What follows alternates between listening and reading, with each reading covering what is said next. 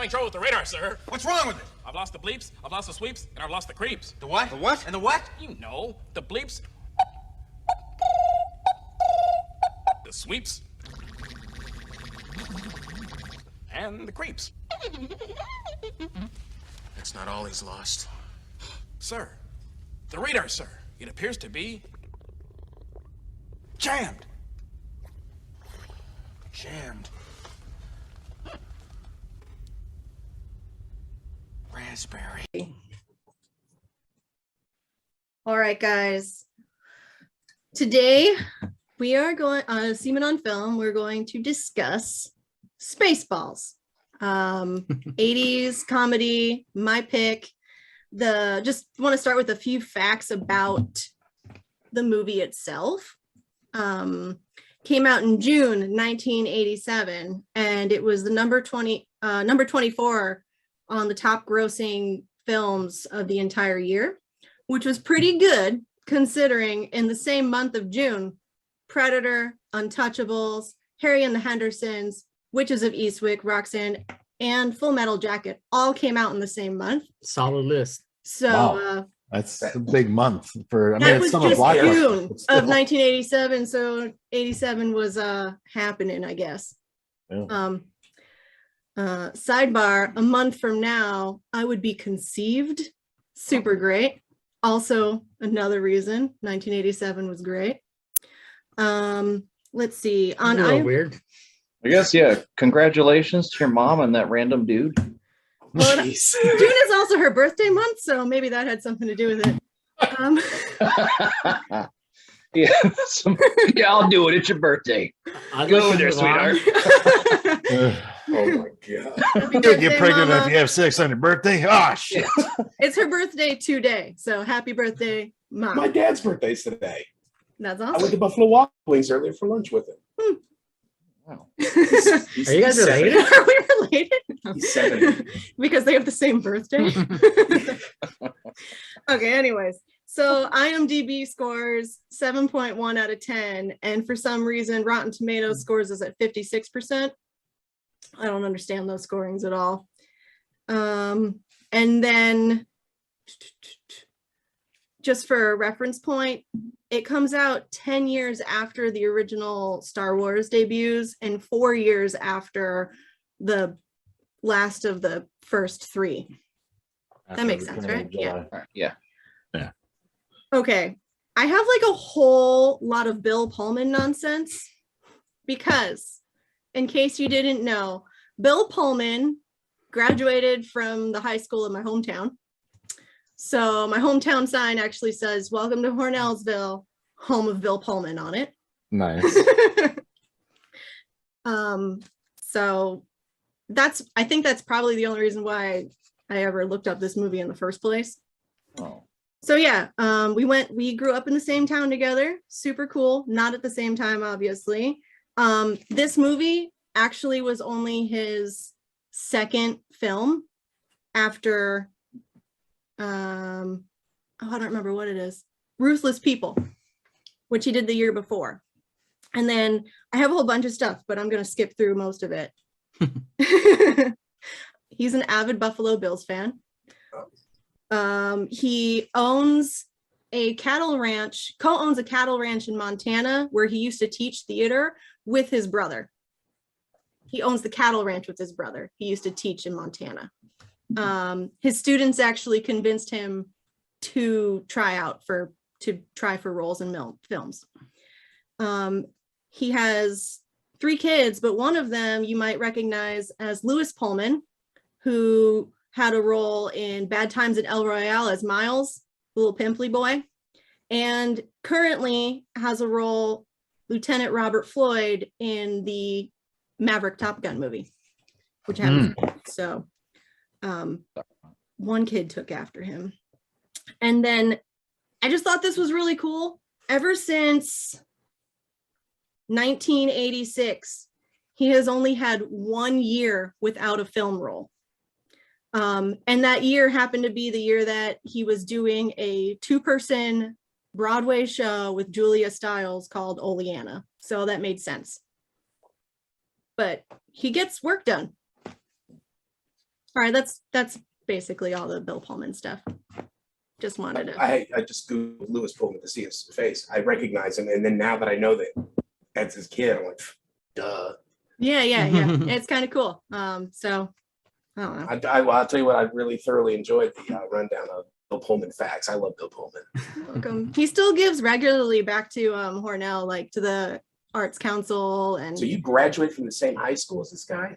no, actually, I graduated from the neighboring town's high school. I lived in like that weird in between space, Okay. but I did go to the same like elementary school and junior high as him, and then we moved. So I moved out of the high school area, but still technically lived in Hornell. Past Yeah. that sign every day of my life. Very nice. Very It's nice. just kind of like how you and Jackson Mahomes just like the same football team. It's nice to have a common thread with Leave interesting Jackson people. alone. Now you go to the same barber. All right. Really quickly, do you guys want to hear something?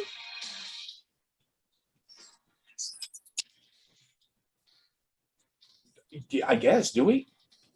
You are? No. It's the song? But then we'll get shut down on YouTube. The Copyright. Spaceball song?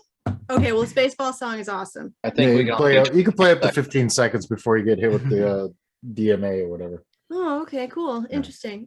Yeah. All right, whatever. Anybody need to say anything before I jump in? I'm just gonna start running down through this film. Yes. I miss the days when movies had their own theme songs specifically written for them. Spaceball. Right? I do back Unless when it's a Bond soundtrack movie. Yeah.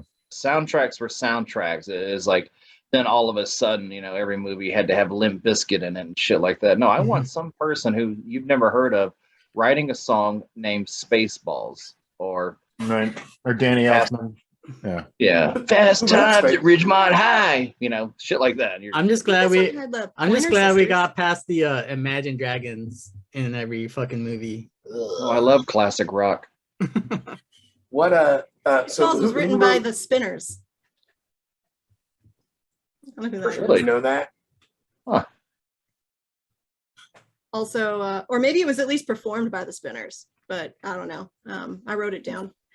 And I did see the Pointer Sisters in the credits. So, that's like one of the only other bands that I recognize. Whoa, I'm a huge Pointer Sisters fan. they're fun. I do own their greatest hits. All right. Okay, so it starts off with the slow motion intro words. Chapter 11 lets you know like the basic rundown of what's happening. Spaceballs are like this evil force, and they wear really weirdly shaped helmets, and they're running out of air. So they have to steal it from Druidia, and they have to do it. They're gonna get it by kidnapping the princess of Druidia, hold her as hostage to get what they need. That really simple, basic layout. And then I really enjoyed how at the very end, you got a little free eye exam. Very funny. And then it leads you into this extra long, gratuitous, ominous pan of the Spaceballs aircraft, Right. complete with bumper stickers and all that stuff. That's one of my favorite bits about this movie, is that it was just made to be stupid. So whenever they needed to take a pause, they did it. Like they went out of their way just to make the dumb jokes. So there are some weird plot points that are kind of shaky, but whatever. We meet Helmet. He's wearing like black pantaloons and a tie and a giant helmet. And we get to see Rick Moranis and and get introduced basically to this guy who definitely means business, I guess. And Colonel Sanders, of course. Very love the flavorful name. guy. Love that name. They did spell it creatively. I saw that in the credits today. I was like, oh shit, I was gonna write it, Durz, D-U-R-Z. I thought that was kind of funny. Yeah. They made sure to just tweak everything enough that it wasn't exactly copyright infringement, I guess.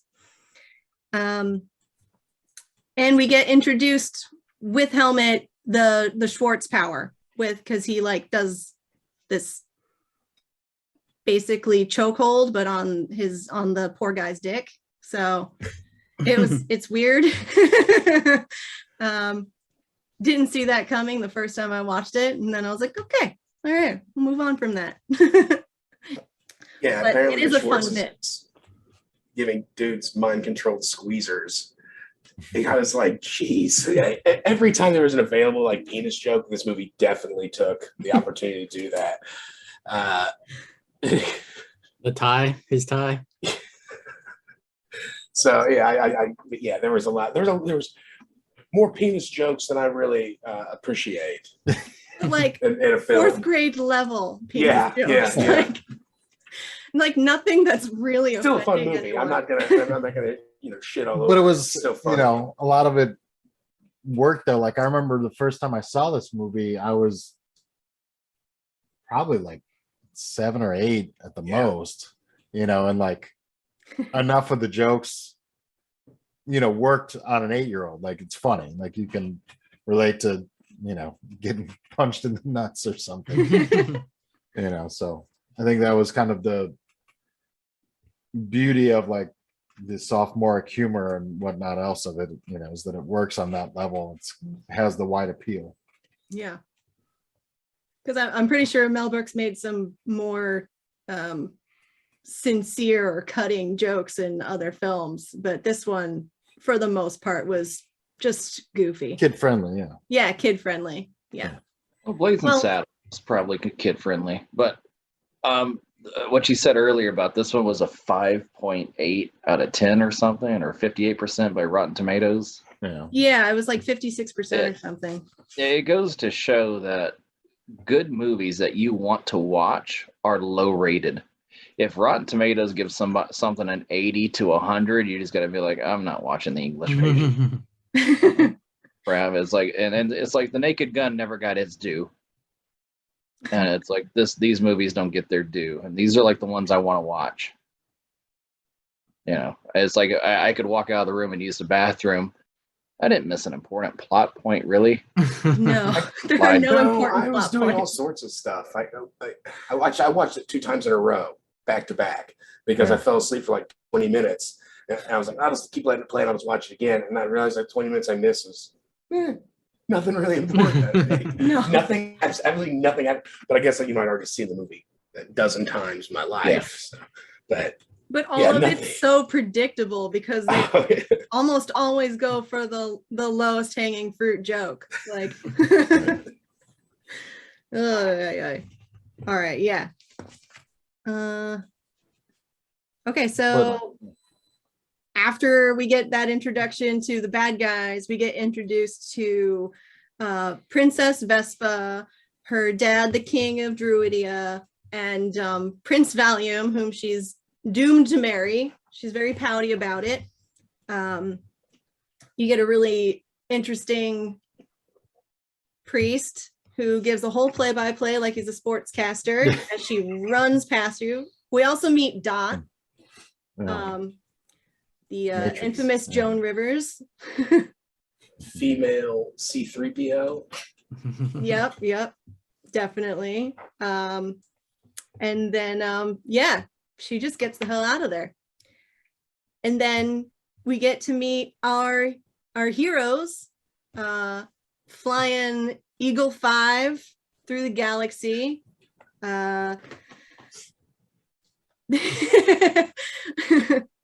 Wait, I've got another one that's jump. Okay, all right. Cats are done jumping. So yeah, we go to Eagle 5, Bar Fizz, rocking out, eating biscuits. Lone Star is chilling, and you get a phone call from Vinny and Pizza the Hut. Vinny was a pretty fun character. And Pizza the Hut was really gross. That was probably the only time throughout the entire movie that I didn't want to watch the screen because it's just oozing was a little much. It was really like kind of like I remember being when I was a kid when I saw that first time, just being like, "Oh, gross, Pizza the Hut," and like Yeah. watching it out, I'm like, it's still really fucking gross. Yeah, it's like it was stomach turning now as an adult. Yeah. Probably because I know how Pizza Hut tastes. And but I did want to talk about the introductions to Prince Valium. I'd like to say I did write down there's a Jim J. Bullock sighting. And he was everywhere in the 80s. But I was happy. Is he the one that played Prince Valium? Yeah. Okay. Well, I just like this time watching it, realized like the whole joke with being Prince Valium. Yeah. I was like, I didn't get that any other time before. I didn't notice it. I'm like, oh, now I get it. He's sleepy. And then I do want to say that when they introduced us to Lone Star and Barf, they're listening to Bon Jovi's Raise Your Hands, which is a deep track off of the Slippery When Wet album. And you don't really hear the deep tracks, Yeah. But I guess they're like, well, we can't afford You Give Love a Bad Name. So we'll take song 11. It's also like a great like riff and everything too playing. Oh, it is. There's no. But for some reason, I could have swore. Maybe I'm thinking of a different space movie where somebody was. I thought they were listening to Joe Satriani's Summer Song, but must be thinking of something else. Oh, that could have been. You must be talking about like American Dad, where they play that shit all the time. I don't Roger's an alien, so that can make you thought it was space. know. Yeah. I leave the music knowledge to you guys in your hands for sure. Liked John Candy all the time. Anything I like John Candy in, Yeah. And what's he? Half man, half dog, Mog. Mog. The Mog. He's his own best friend. Yeah. My own best friend, yeah. He's I like I like the introduction to him, and It was fun. hammering biscuits and rocking out. It was fun rewatching this movie, but you could see him like whipping his tail on purpose into Bill Pullman's face. For the Like gag. constantly gag like with that damn tail. But you can Bill see Pullman in it. the face. You can see it's purposely done. Whereas, like watching it as a kid, I thought it was a funny coincidence. But now you can see him like whipping that thing into his face. I think one of the facts was 3 people controlled the Mog suit. So the ears and the tail. I think John Candy was in control of some of it, and the other guys. They were like on wires or something. Like ears had to do the ears and shit. Might have just had like funny. little electronics in them or something, but something you don't see a lot of anymore. And feel free to disagree with me, but you had like Dom DeLuise is completely covered in pizza for the entire movie. I thought for sure that it sounded like Dom DeLuise, and I had to double check, and it was obviously. But like. And you have Joan Rivers, who's constantly, you don't even see her face. You have Mel Brooks completely, painted gold. You have John Candy wearing the shittiest dog suit I've ever seen. But, constantly in like, it seems like nowadays, like you watch movies and like a character that's supposed to have like a helmet on or something. Eventually the helmet gets lost so you can see their face throughout the entire thing. Yeah. The practical effects were hardcore. So even like, watching like Star Wars and stuff, like the helmets, they got to come off. Yeah. We get it, Mandalorian, but we got to see the guy's moneymaker. He's trying to get another job after the show's over with. So it's Joan Rivers constantly. I guess her robot did look like Joan Rivers, sort of. they designed it that way. Yeah, they designed it that way. But then I started watching like when like she had 2 different kinds of shoes basically, and one of them was just roller skates, and she would just hold on to whatever and just keep her legs straight, and like she grabbed Barf's tail at some point while they were trying to escape and just held on, and she got towed down. But then she depending on whatever they were walking on, she got to be able to use her legs and not. Take a minute to appreciate the actual actors in this movie. Yeah. Well, Mel Brooks. serious funny people were in this thing. Yeah. Yeah, and Joan Like, Rivers. in I their mean, like, prime. we're a little bit out of touch. Herschel and Chris here probably more in tune to like the Joan Rivers, stand up and shit that she's done. We know her mostly from, being her biting comments at the red carpet or whatever. Yeah. But like my dad thinks she's was always hilarious. So I mean, but I've never spent a large amount of time studying her work or whatever. But she was pretty funny in a lot of stuff that I've seen her in. Yeah, John Candy, who arguably they say is one of the funniest dudes that's ever been in movies. You've got Mel Brooks, who I mean is hilarious all the time. It's even like you got Rick Moranis, who no one sees anymore. He's Well, yeah, disappeared. because he had to retire like forever ago. For his raise his family kids. reasons and stuff. Yeah. But so all these are really even that there was when they got fooled by the Spaceballs guys captured the stunt doubles of the dude that I can't think of what that actor's name is, but he's 1987. He still acts and he's a really funny guy, and I don't know what his name is, but he always plays just a random character, like somebody's dad or like the principal or something. And the stunt double guy. The guy that was like, "You idiots! You captured their stunt doubles." The actual actual commander or whatever. the Spaceball, not the stunt double. Yes. Oh, Talking okay. about Colonel Sanders. No, it's a different guy. It was a different guy, and You I don't- idiots. I think it's Steven Tobolowsky. I think is who you're talking about. Bald, wears glasses all Captain of the the time. Guard. Yeah. He's usually a good character actor. yes, that's Yeah, exactly who he's I'm in the thinking of. Goldbergs and like you've seen him in all kinds of stuff Yeah. throughout years. Yeah. I know you're talking All about. right. That is his name. You are correct. Okay. I mean, good job, man. You've been working since 1987.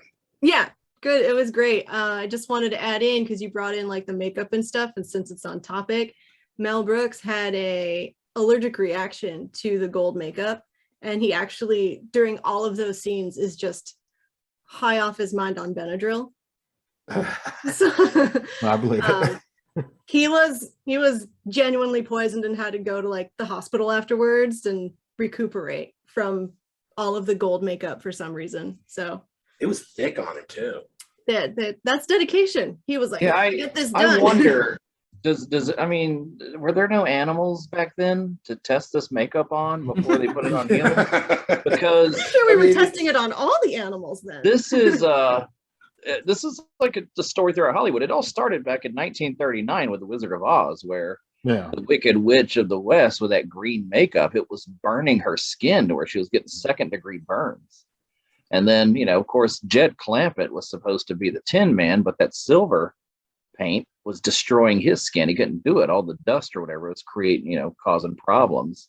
So they had to replace him. Do you think he learned over the 50 years between those two movies that? Yeah. Well, then didn't the girl in Goldfinger, didn't she have an issue with the paint scene as well? Yeah, it's like I'm sure lots why of does this people always had happen? issues with this. Like, yeah, I mean, you don't know people's skin sensitivity. You think they I know, yeah. now on like makeup bottles and things, they do tell you to test it on a on your skin before you apply it fully. So What I think is great about that is Mel Brooks, even though he was having this reaction, he was dedicated to the joke, and Yeah. he's going to make fun of himself and the Jewish thing, and he's like, no, he's got to be gold. Mm-hmm. He's got to be gold. It's a Yeah. Jewish thing. He's got to be gold. So hats off to Mr. Brooks, man. Anything for the Merchandising. joke. yeah, there were plenty of not Jewish but Jewish jokes in this film. The Schwartz, Mel Brooks does great jokes, like poking fun at himself and like the Jewish Yeah. stuff. All that. I mean, he always has done. I think that shit's so hilarious. Yeah. All right. Well, Mostly 'cause I mean, point like, them out I- as we go never because we seen haven't anything even like met that all the growing up. characters yet, guys. I'd never seen it like that. He was like so spot on until like I left like Kansas, for the first. I'm like, oh man, Jewish people from New York are kind of like that. I always thought it was kind of funny. Looking back when I was younger, been like, oh, he's like a character. Yeah. Yeah. Okay. Feel free to point out your favorite joke from every scene as we go along, but now Not from every scene, because then we'll just go off. or on- not every Yeah, it'll scene, just but be the whole as you movie. find your like, You're oh, I forever. just have to mention this, do that. Because we haven't even met all the characters. Feel free to refrain though. Now, yeah. But now we pan to Zircon is calling the president on his wall. He gets first you get to see the cool gag with the Perry air can, and he's clearly abusing his privileges as president. And we have the whole bit where he gets beamed, but he beams in backwards, but he's clearly like just they turned his clothes around and like stuffed his front so it looks like a butt. And then he just walks over to the control area. We meet Marlene and Charlene, who serve no real purpose, but they're there. Let's see. And then we get to, they're deciding that they're going to attack. They pick up that the princess has ditched her wedding and they are tracking her, and they're going to fire some warning shots, and they're going to get their princess. However, the king finds out and he needs someone to intervene, and that's how our heroes get to be entangled in this disaster. For 1 million space bucks, conveniently. Yeah. 1 million space bucks. Yes. They're doing it for not a lot of money, not for just money, but a lot of money. So yeah, these guys decide, well, we got to get Pizza the Hut off our backs, so let's go save a princess, make her money, and we'll be good. They decide to jam the radar, which is a ridiculous thing. Raspberry. I gotta back up for just a second. You wanted to point out jokes. I mean, he called out you a want gunner's to. mate in the thing there. You know, Yeah. I mean, Yeah. he absolutely did it. It made me want to join the Navy. That's what made me pick my rate. Wait, what? So What made you pick your rate? The radar jamming? no. When they're shooting, Yeah. when they're shooting, they're firing their warning shots, and he's like, across her nose, not up it. And you know, who's shooting? I'm shooting. Gunner's mate, first class, Philip asshole. You know, and all that. Which Oh, stuff. the asshole asshole shooting? bit was pretty good. How many yeah, I assholes scooped we out over on the this ship, asshole. you know? While we are on the subject of that scene there, Yeah. I want to give a shout out to the guy that has always been making those noises with his mouth. Sound effects, man. Michael Winslow. Michael That's Winslow. Yeah, That- I love that was it. my I love it. next I could thing. watch a movie if he just did that the whole time. We Or a need musical. The sweeps and the bleeps, right? Yep. Sweeps and bleeps. And he has to explain it. we Like, he's- need like every generation needs a certain actor, and I want this generation's Michael Winslow, whatever the fuck his name was. Like, I want him acting today in movies. I always want to call him Carl Winslow, but I'm pretty sure that's the dad from Family Matters. It is. Yeah. It is. And if that is your GM or origin story rehearsal, I hope it is. I do too. I do too. Did you guys catch where Lone Star was born? What galaxy? No, I don't remember. I believe I missed that. It was the Ford Galaxy, Oh yeah, Oh. Yeah. I didn't write it down, but Classic. yeah. and it was supposed to be a double joke. Ford Galaxy's an old car, Yeah. and also it was named for Harrison Ford. Nah. Yeah. Double whammy. It's a good one. That's a deep cut. I also appreciated that it was raspberry jam, because raspberries are, of course, that like very childish. Yes. Oh, And this is It's called a raspberry when you blow a raspberry. I see it. the raspberry jam was my favorite bit in the whole movie. The whole movie. The whole movie. I always drink coffee when I'm watching radar. Everybody knows that, right? Yeah.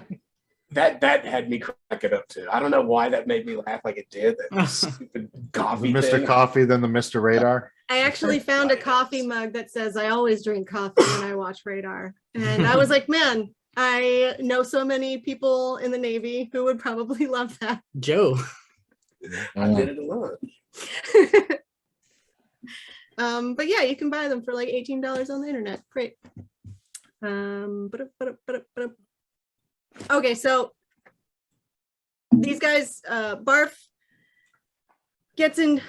and Lone Star get in contact with the princess and Dot Matrix, and they're like, we're gonna come save you guys. They're slowly being pulled up by their tractor beam in their really fancy car. I can't remember what the license plate said on. It was a Mercedes. Yeah. Oh, yeah, it's a Mercedes. So you got a nice deal on it. So they're slowly being pulled up at this like hellishly slow tractor beam apparently, and Barth goes down and he tells them that he's there to rescue them, but she can't leave without her matching luggage, so that's a whole sad puppy Mog moment. But he does get them out of there.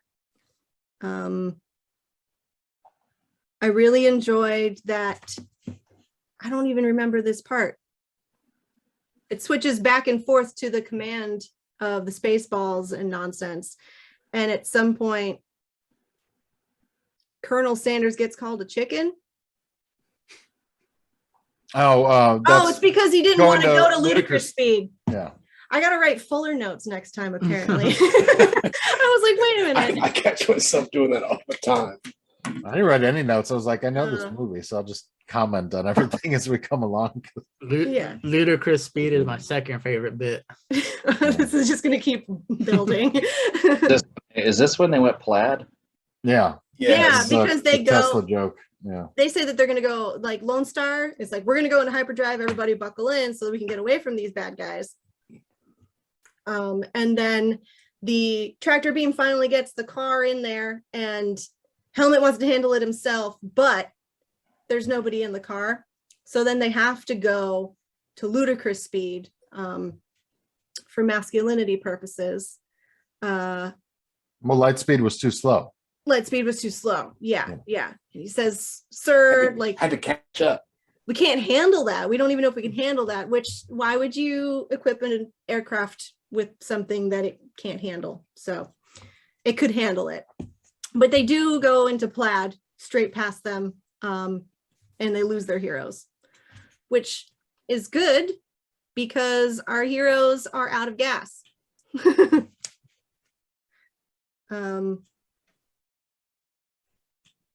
Yeah. I have a question. Yeah. I have a question. In all that, they're talking about getting the luggage in there and all that happy horse shit. They talk about Lone Star being cute, sounding cute, and looking cute. I want some perspective on that. Is Bill Pullman a good-looking guy? I want to know. Consider that Bill you're has an asking answer. someone. The lady in the room, I think, has the ultimate answer, but she's a little bit swayed because of the hometown connection. Yeah, So, the answer no, though. I always thought he was kind of a goofy looking dude. Not I thought he was good looking. Okay, They were he's trying to good make looking, us. but They're trying to make us think he's handsome, but he's goofy to us. He's always had that bad haircut. He had it in this movie. He's had it throughout his whole career. But I think Herschel just stole that from me, because yesterday I texted him and asked him, is Daphne Zuniga hot? And then he says, what did you say? Yes. And then I said, is she less hot? I probably because her said name yes. said, is she less hot because her name's Daphne? So what do you guys think of Daphne Zuniga throughout the years? I don't Never know became her a- for the years. let's stay on Bill Pullman and track. First of all, she's beautiful. Second of all, Bill Pullman is like attractive enough to be a lead, but he's not attractive enough to be like Chris Hemsworth. Like, He was the president he's not of our nation. he's not the The same finest kind of moment attractive against the that aliens. like somebody who's super muscular and like ultra masculine and that kind of thing, but he does like have a charm. He's got classic good looks, I would He's say. got classic good looks. He's I fairly agree. evenly faced. Like he's got a square jaw. Like he's got all the things. All right. Geez, why don't you marry him, Sabrina? Shit. I already got No, I'm one. kidding. I've got my own right here. Sounds like a lot of work. He's also like, I don't know, 30 years older than me. Yeah. All right, man. Bill And I Pullman. guess the natural follow-up to that is, would you guys sleep with Joan Rivers? How's That that? is not the natural follow-up. That's not. No, I don't even now- need to roll into that. All right, so You can anyways, choose. we have an 3 emergency landing to make in some unexplained desert area, okay? Because he only put $5 of gas in spite of Barf's pleadings. It's being cheap. They're very broke though, which is why they're on this whole entire mission.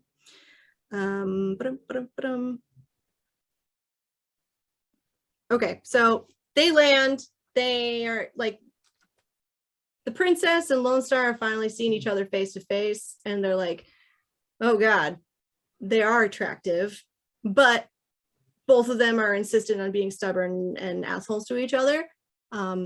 She's told to bring only her essentials. We come to find out her essentials are not that essential, but that'll get handled. We flash back up to the Spaceballs craft, and they're kind of losing it because they've lost him, and he doesn't want to tell like the President Scroob that they botched this plan, and they need to get these guys. They need to find the princess. They need to steal the heir from Druidia. So what ends up happening is we break the third wall just entirely, and we watch the movie in real time. And we get this fun bit where they open up this wall and you see, I think it's like Mr. Movie or Mr. Rental or something. Yeah. And I did pause it so I could see exactly what all the movies were. It's all Mel Brooks. No, all those books, all those movies underneath the Mel Brooks films are Oh. Rocky, all the way up through number 14, I'm pretty sure. Oh, yeah. And Friday the 13th films, and I couldn't see how far they go up because the guys, just the way it was angled, I couldn't catch it, but there was at least 10. So, and then the whole top row there that they make sure you see every image of is definitely all Mel Brooks films. Right. So we get that. And then they see them in the desert and he gives the order. Oh, but that was like a really fun scene where they're trying to figure out who, what, when, how. Oh yeah. It reminded me a lot of like who's on base, who's on second, first? Abbott Who's Costello on type first? deal. Yeah. Who was always on first? Yeah. We don't know when anything was happening. So anyways, these guys get told to comb the desert. Classic scene. This is the best scene. I thought this would be one of Adam's top. Was this number 3? No. Home in the Desert? Oh man. This had me. Every time. So every time it cracks me up. The giant combs. It's pretty good, actually. Yeah. Combing the Wait, wait, desert, wait, and then the two black guys are combing the desert with a pick. Yeah. We ain't found shit, and I lose it. It's Never It's one of gets those old. where you know it's just- coming and you still laugh. Yeah. exactly. We ain't Plus, seen. everybody had those ace combs. Everybody. Yeah. We ain't found shit. I think I had a switchblade one. Yeah. I remember those. Oh, that's all everybody had to say? Okay. Yeah, I mean the desert scenes. What do you literally mean comb the desert? Of course he did. We take orders. Why would he say it like that? It's, do you guys ever read those children's books, Amelia Bedelia? Yeah. She's told to like Remember draw those? the drapes and put a can of soup on the stove, and they're throwing a baby shower and she starts sprinkling babies with water. Stupid stuff. Anyways, she sows seeds into the earth.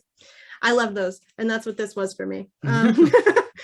So anyways, they're getting to take, our heroes are taking a rest, and they're around the fire, and everybody but Lone Star and Vesper sleeping, and she's trying to find Druidia, and he gets close to her and he shows where it is, and we have our first almost romantic moment. But then Dot's virginal alarm goes off immediately.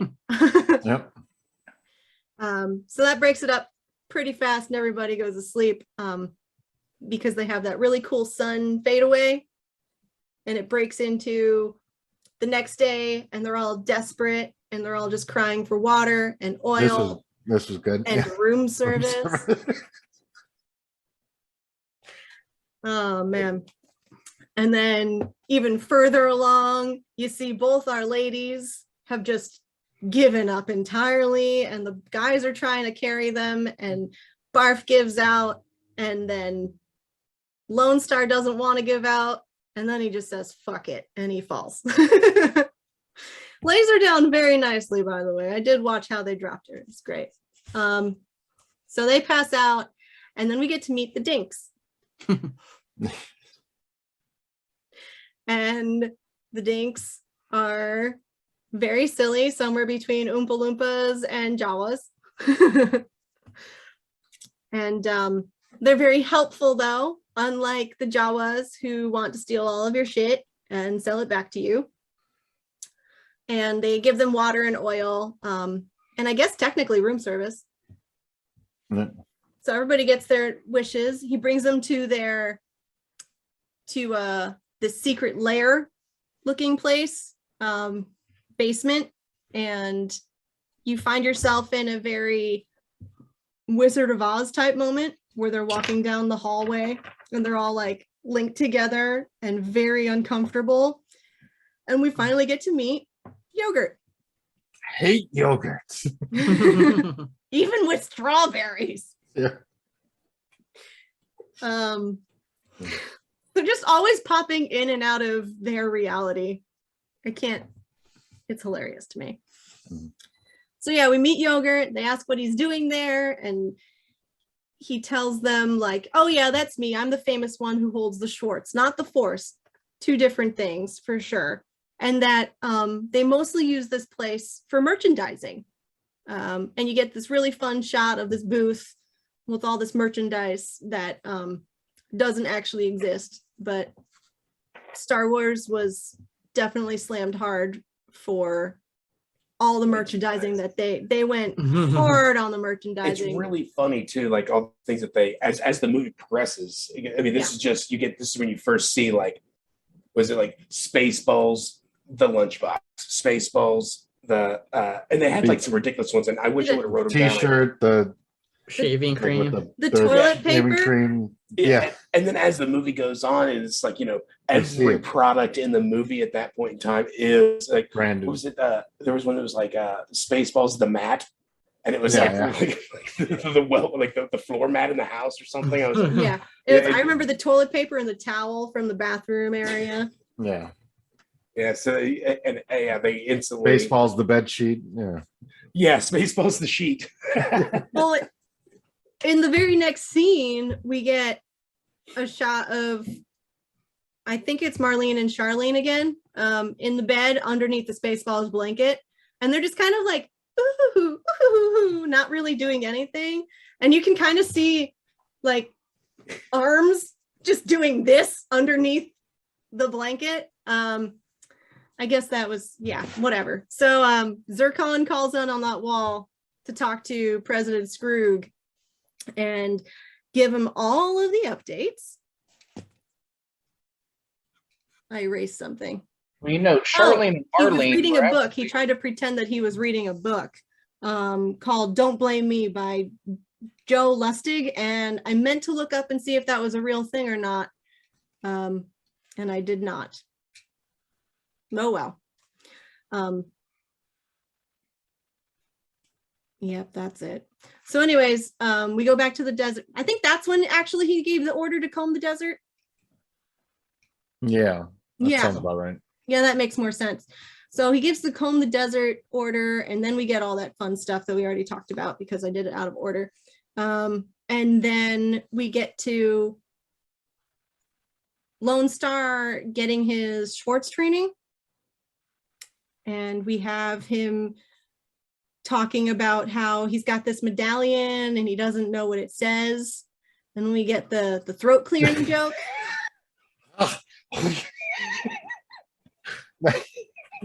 Let me tell you, as I'm watching this movie, I'm sorry to interrupt here. I knew for sure that Andy Mattis was going to have the best time of his life watching this. I know he loves this movie. Look at him. He's out of control. Great time now. He's pretty goofy over there. He loves this. This is his comedy to the T. I quote this movie. And to think, last time I was like, you might be weekly. my movie enemy, but here we are in concurrence. At least weekly, I'm making a Spaceballs reference. That's ridiculous. All right, I'm sorry. I just wanted to point that out. I knew Andy. Every time you said something, Andy's like, "Oh man, look how tickled he is, man. It's ridiculous. Come on, It's Andy." fun. I'm like trying to actually pay attention, so I'm not looking at everybody's reactions as much as I usually do, because I don't want to spend 20 minutes looking at my notes, but I'm doing it anyway. So I don't know. I'm not meant to do this kind of thing. It's So great anyways, stuff. he manages to lift the giant yogurt statue, and then he gets startled and he drops it right on Barf's foot. They get that fun gag with the flat foot, like right out of a cartoon. Yeah. Don't know how they fixed that. Yeah. So then we have,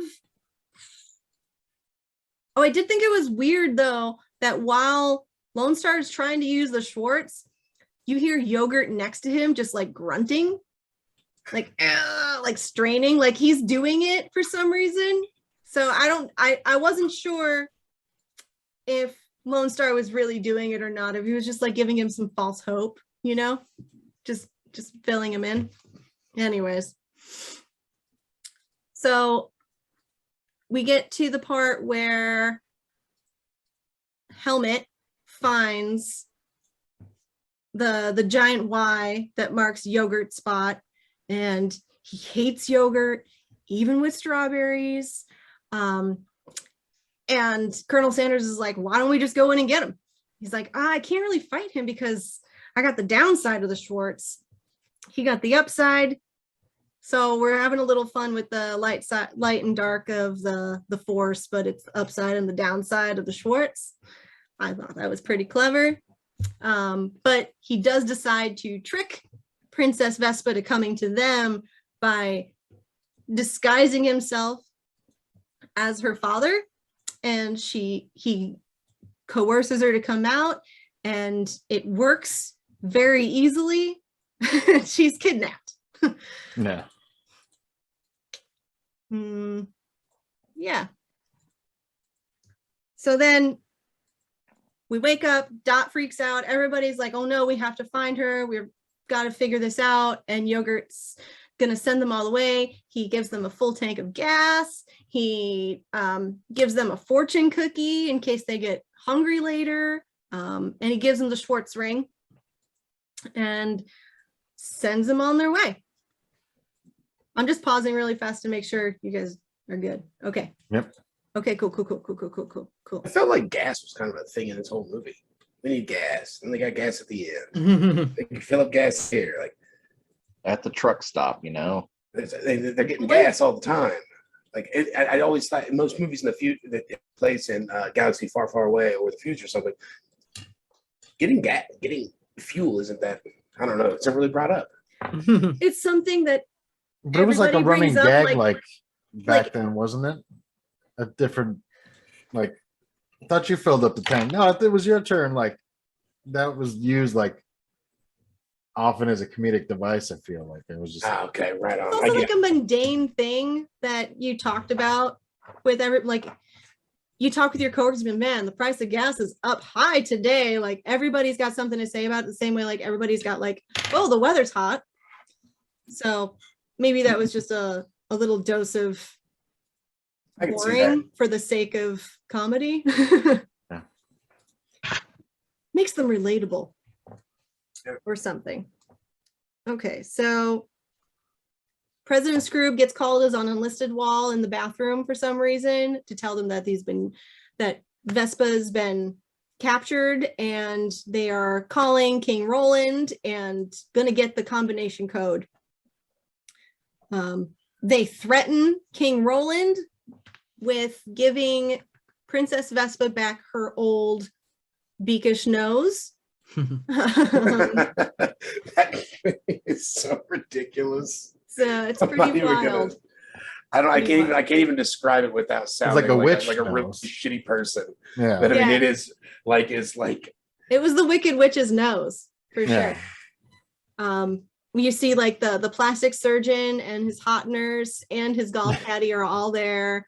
I really enjoyed that.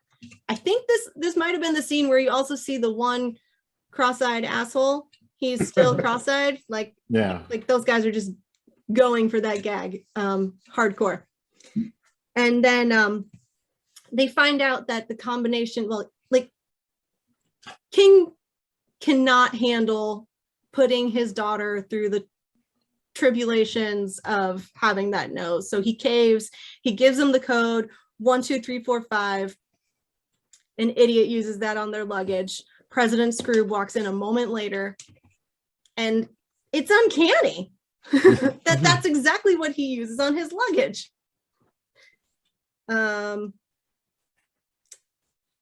Okay, so I use it on my gun safe. What was that? I use it on my gun safe. Yeah. I feel like that's a worse place to use it than your luggage. I always think somebody's going to come in my house and they're going to want me to open my gun safe. They're going to have a gun to my head. They're going to say, "What's the combo?" And I'm going to say 1, 2, 1, 2. No, actually, And I see worked if at I can this- make them laugh if they get the reference.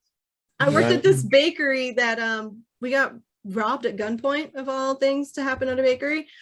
And in the office, the guy that was in there, he was being told to open up the safe, but he was Can I stop you? What? Why? If this doesn't end with hand over the dough, I'm going to be upset. We made so flower many started. jokes. But the point was, he was so panicked that he couldn't remember the passcode. He couldn't remember the code to give him any money. So he just got like pistol whipped and he knocked out, and they got away or whatever. We did make gratuitous jokes about not having the right kind of dough, and all sorts of things. So sorry. I expect my would-be assailants to have a little highbrow comedy routine worked out in any situation. Hand over the dough. I wish he'd said that. I could have just thrown a fucking rock or salt at him or something. Or just dough and like wrapped around his head. Yeah. Suffocate him in a mixer. There you go. It's a dangerous place. I can't wear an apron because I might get caught, Suck in Have the a pizza machinery. guy. A pizza guy's just back there throwing the dough up, and he slings it at the guy, and it just wraps around his head, and he can't see. Right. I think we're It's on to all something. Spaceballs the place. Humor here. Spaceballs, the restaurant. We could make a pizza workplace comedy. Is that too much? 2 guys, a girl. Okay. in a pizza place. Yeah. Oh, Ryan Reynolds, huh? It launched his career. It could help us. I should watch that. And Nathan Fillion. Oh yeah. Wow, I should watch that. Great show. I'm still waiting for Nathan Fillion's career to be launched. Right? If only would do something, Herschel, is Nathan Fillion the new Ted You're McGinnis? losing us, Sabrina. I am losing them, aren't I? All right. Sorry. So, anyways, whew, I was like, "Where is this going?" But I forgot that I'm allowed to tell you to shut up. Oh yeah, it's my show. Oh yeah, it's my show. So, anyways, Lone Star and Barf land at the prison complex of Spaceballs, and they see the 2 guards and the sign that says no parking here. So they tell them, screw you. They fight and they take their costumes and their guns and they break into the prison. They find the Hall of Royals and they hear some really deep, sultry singing going on. And they're like- Nobody knows Thank you very much, Andy. He was really into this. This is great. He loves this movie. I know he does. I did not know that I was doing you a favor. So they bust in, they save Dot, and they save Vespa, and they've got to escape. But the guards that they stole their uniforms from managed to find new helmets and guns, and they're after them. And all the other guards are alerted. And you get this really fun, ridiculous chase scene. There's blasters going off. Mog gets real creative and pulls off some coils off the wall and shoots their own laser beam gun things back at them. There's some hurdling that they have to do because the doors are closing. And that's when we get to what Joe was talking about earlier with the stunt doubles being caught by this actor that you love for some reason. I don't remember his name. Stephen Tobolowsky. Steven Tobolowsky. Tobolowsky. That's a good one. I just want to mention something. Yeah. I had my daughter close the garage door so I can run in from the driveway and roll under it to practice these types of scenes. Did you? It's always a for good real? practice. This is a thing you did? Yes, and like once I rolled past it, of course I go through like the infrared sensor, and it made the garage door go back up. Yeah, you have to dive. You have to dive. But then Everybody you knows also have that. to reach back for your hat, Indiana Jones style. I just rolled through it, and then the sensors, I guess I blocked them, and it went right back up. And I was like, all right, I made it though. And I was asking my daughter how low can it get before you think it'll hit me. But yeah, I practiced it. Yeah. You never got hit? No, That's good. I've seen 80s movies. I know how to do this shit. I skinned my knee. I've seen these movies before. All right, so I already covered all this stuff. They get outside of the prison complex because of the stunt double distractions, and they need to stall a moment because I can't remember why, but it's taking a minute to take off. Oh, they don't have any keys. Yeah. So they don't have keys. They are stuck waiting and trying to break into their own Winnebago, I guess. And they hand the gun off to Vespa, and Vespa at first is really grossed out, but her hair becomes threatened and she gets her sweet, sweet revenge real fast. The best laser troop killing scene I have ever seen in any movie, hands down. They fucking nailed that scene. Yeah. Didn't she also do like the whole I hate violence thing while she's She's all like, massacring? "Ew." Hey Herschel, what is that? The M16 front? What's the lower receiver? That's, believe it or not, that is a real gun from back then from Oh, a is company it? called Calico. Okay. You could get it in 22 or you could get it in 9mm. That's 100 round 22. So you couldn't get it in you've laser also- though. No, Are you guys But talking about real if you guns? want- You could add it's a a real Tango gun. and Cash laser pointer if you wanted.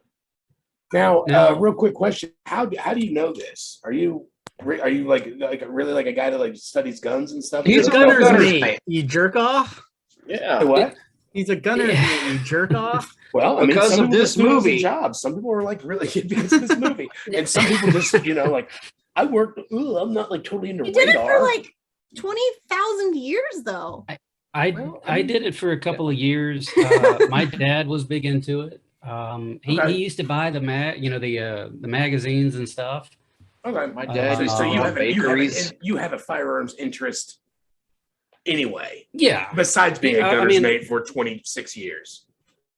I'll tell you how ridiculous it is. Before the internet, before you could just type in, "Hey, I want to see," we watched movies like Death Wish 3, so you could see the Wildy Magnum handgun. Oh, okay. Because how else am I going to see this thing? I can't afford it. So, crap like that. But hey, fun fact, if you want to see the pistol version of the Calico gun, you can watch I Come in Peace with Dolph Lundgren. There you go. Just saying. That's Dolph has been brought up in here before. That's a. Yeah. He'll probably always be brought up. I do want to back up for just a second. I'm sorry, just because No worries. to me it's a funny part. I like it because I There's like Rick Moranis. so many funny I think, parts. Yeah. the scene where he's playing with his dolls. Oh yeah. I think it's just, the subtlety, but the not so subtlety and the way they did it. Oh, what did you see? I definitely didn't see you playing with your dolls. Okay, good. Yeah. Like he knows it, but he's fully accepting. All right, good. You didn't see it. Got it. And it shit like that cracks me up, man. Yeah. Oh, I think he had lived that part. Probably. He I decided, mean, a lot of I them- want to play with. guy. He said, "I'm going to play with dolls," but then I guess we skipped over the fight between him and Lone Star. But we haven't got that far. No, yet. we haven't We got haven't that. gotten We that haven't far. got Okay, there we yet. have.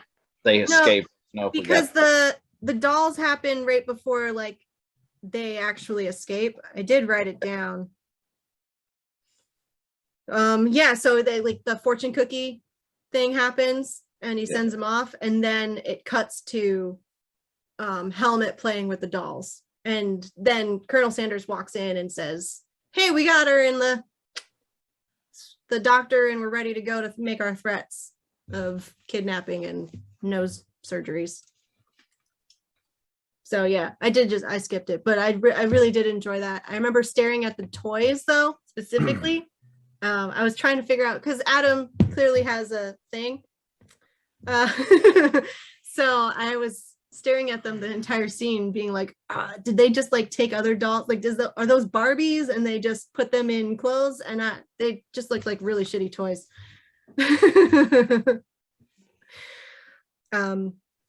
So anyways, we're starting to get to like some real crazy fun action scenes. Where did we leave off? Just after the escape, trying to get into the Winnebago. Yeah, they escape, and then we get to go back to well, our bad guys got what they needed, so they're gonna open up that they're gonna open up Druidia's airlock thing and steal all their air. They're gonna go full with their plan because they've got the code. They don't need the princess anymore anyway. 10,000 years of oxygen. 100 years if at the rate that guy uses it. Yeah. Did not take long for this stuff to imprint on my brain.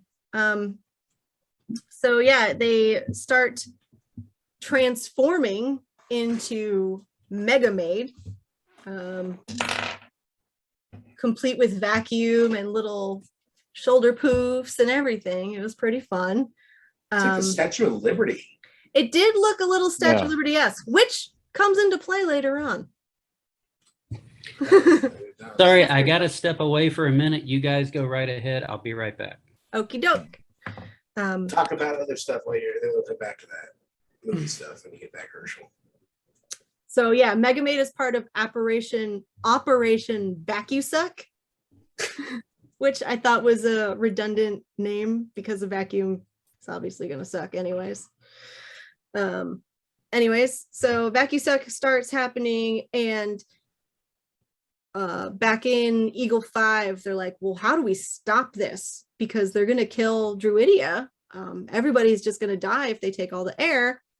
So they decide that they've got to turn it off. Like his plan was like return the air and destroy the ship. And he didn't know how he was going to do it. So they use the Schwartz, sorry. He uses a Schwartz to turn the switch off and then eventually reverse. I think it actually says suck to blow, which is pretty fun to me. Switched her suck to blow. Yeah, they switched her from suck to blow. Clever. Before phrasing was a thing. Crazy.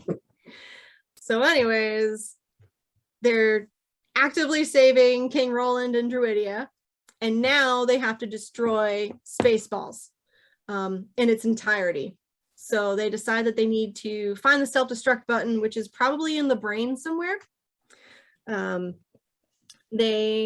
It looks like they're playing a video game on their screen to get there. Yeah, in the ear canal and all. In the ear canal. It's kind of weird. But they get in there and they think they're in the right spot. And Lone Star gets out to go find it and press that button.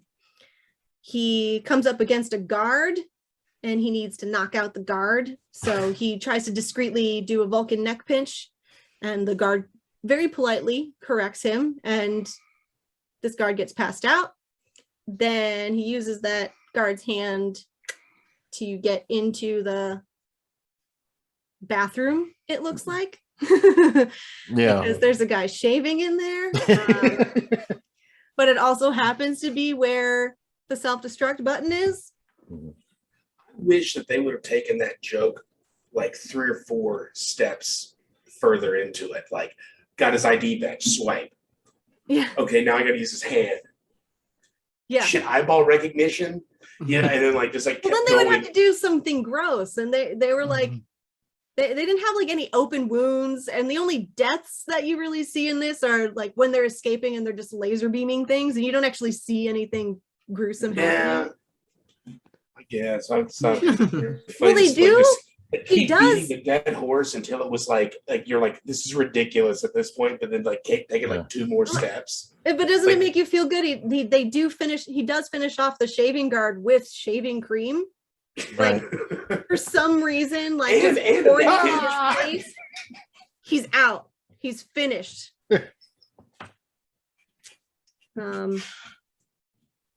Yep. So he knocks out that guard, and then we get to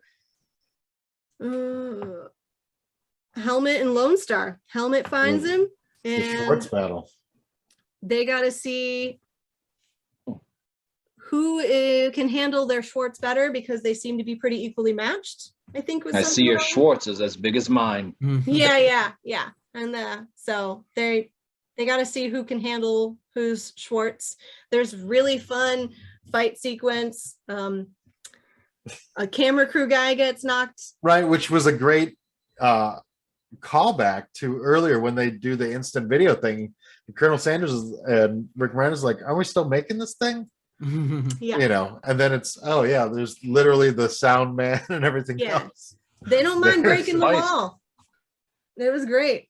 And then their Schwartzes get tangled, and they got to untangle themselves for a moment there. You just put your knee up right here. You have to work together. They have Yeah. to work together to untangle themselves so they can keep fighting.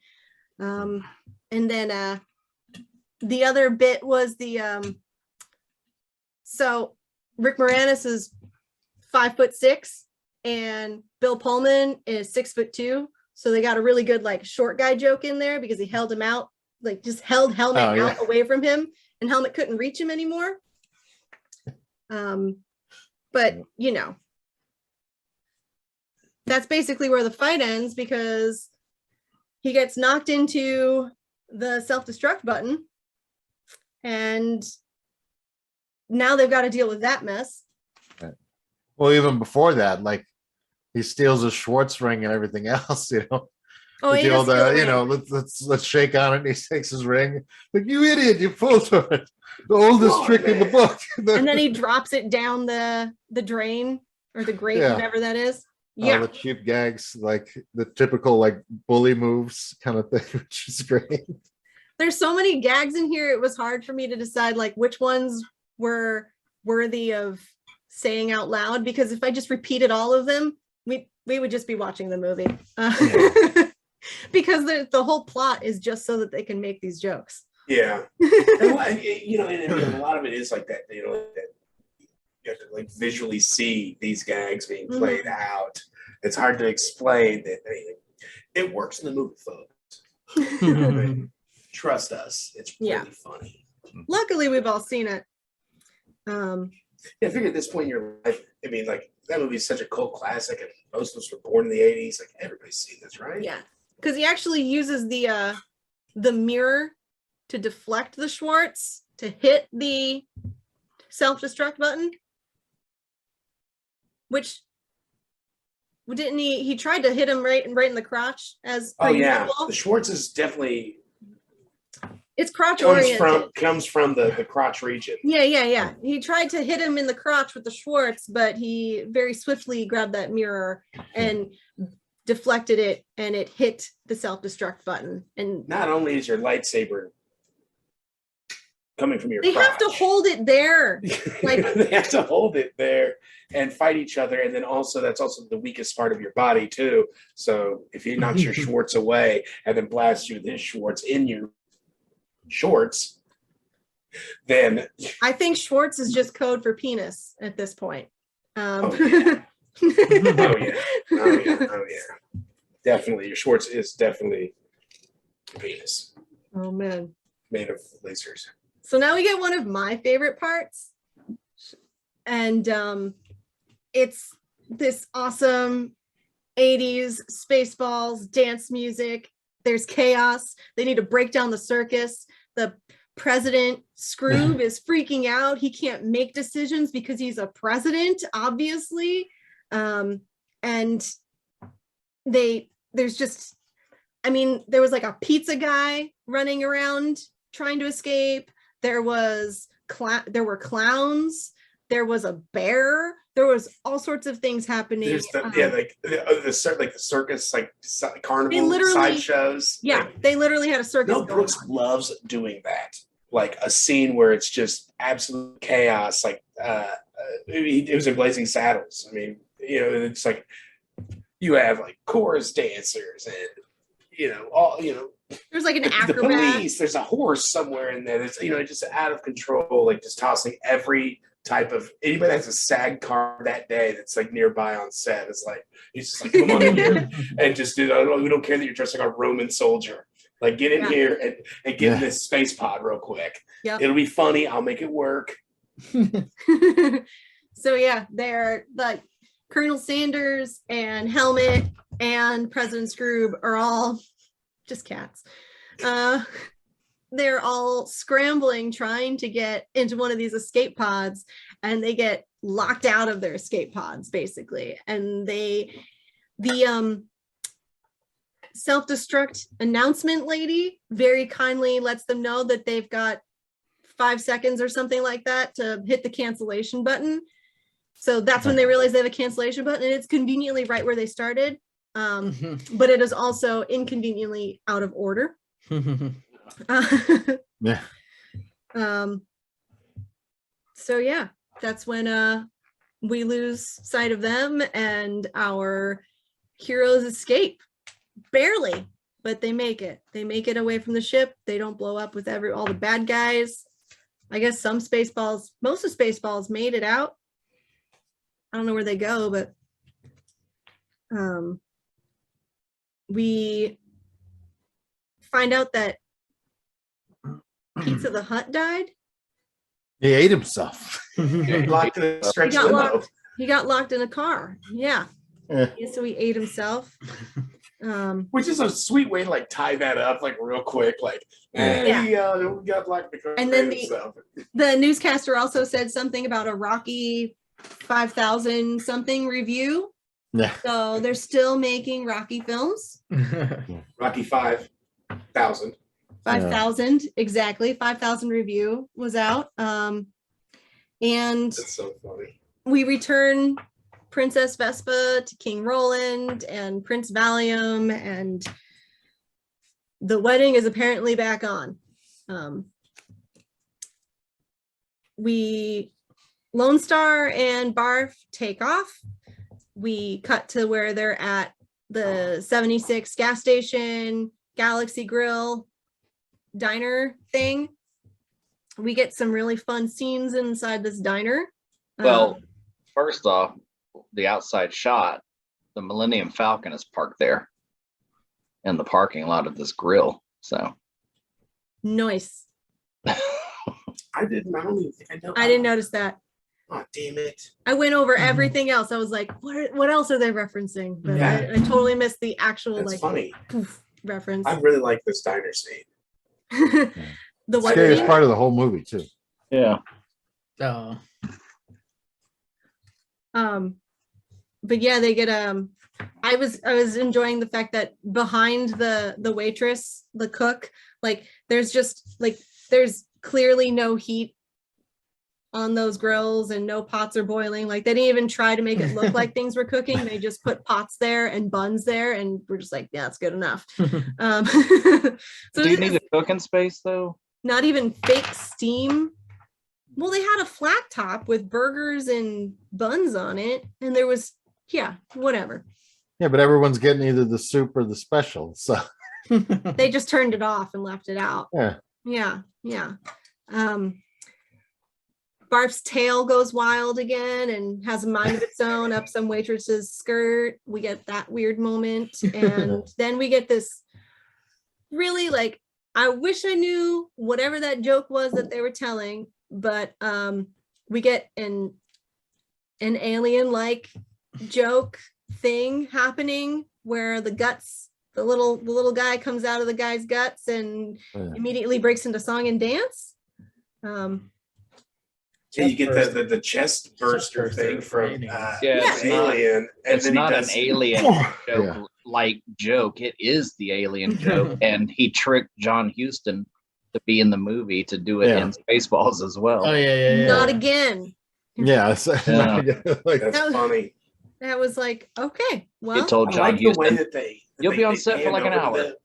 They panned over to the group that and it was like the exact same crew.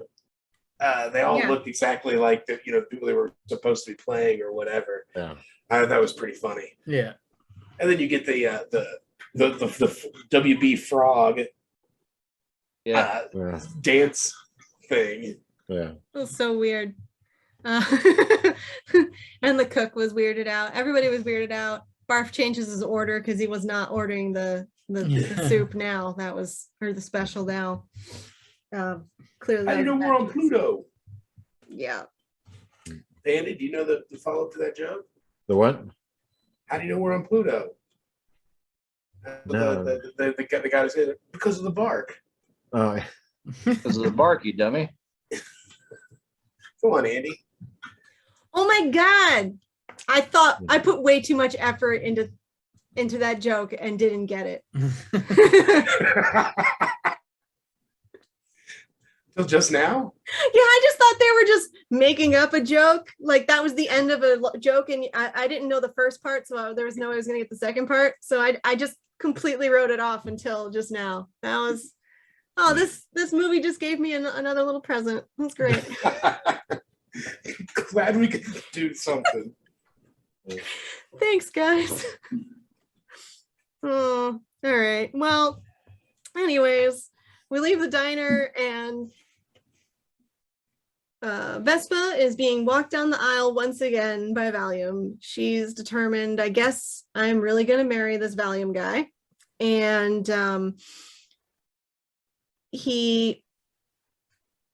the king tells her that she actually, the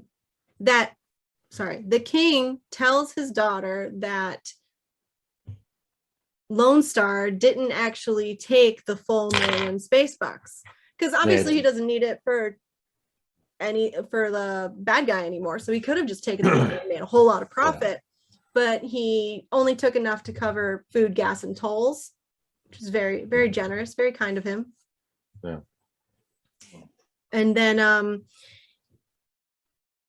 we pan back to Lone Star and Barf, and Barf says he's hungry. He gets past the fortune cookie, and Yogurt appears and lets us know that Lone Star is actually a prince, apparently Ford Galaxy Prince. They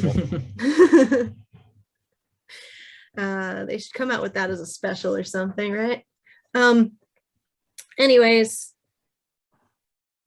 he swoops in. Well, I think we see the Planet of the Apes style scene. Like we see our three main bad guys like that crash was landing. Yeah.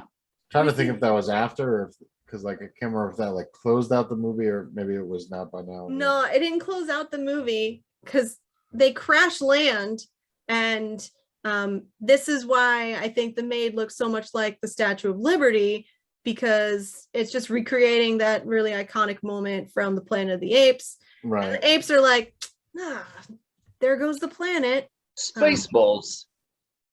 Yeah, so they at least know who the Spaceballs are, and they know they're like, fuck. Guys. But they did have the moment where they were crawling out of her, the nose for a second, looked like little boogers. And then Low-hanging fruit. yeah, exactly. And then we go back to the chapel, and Princess Vespa's really stuttering over her words because of this new information.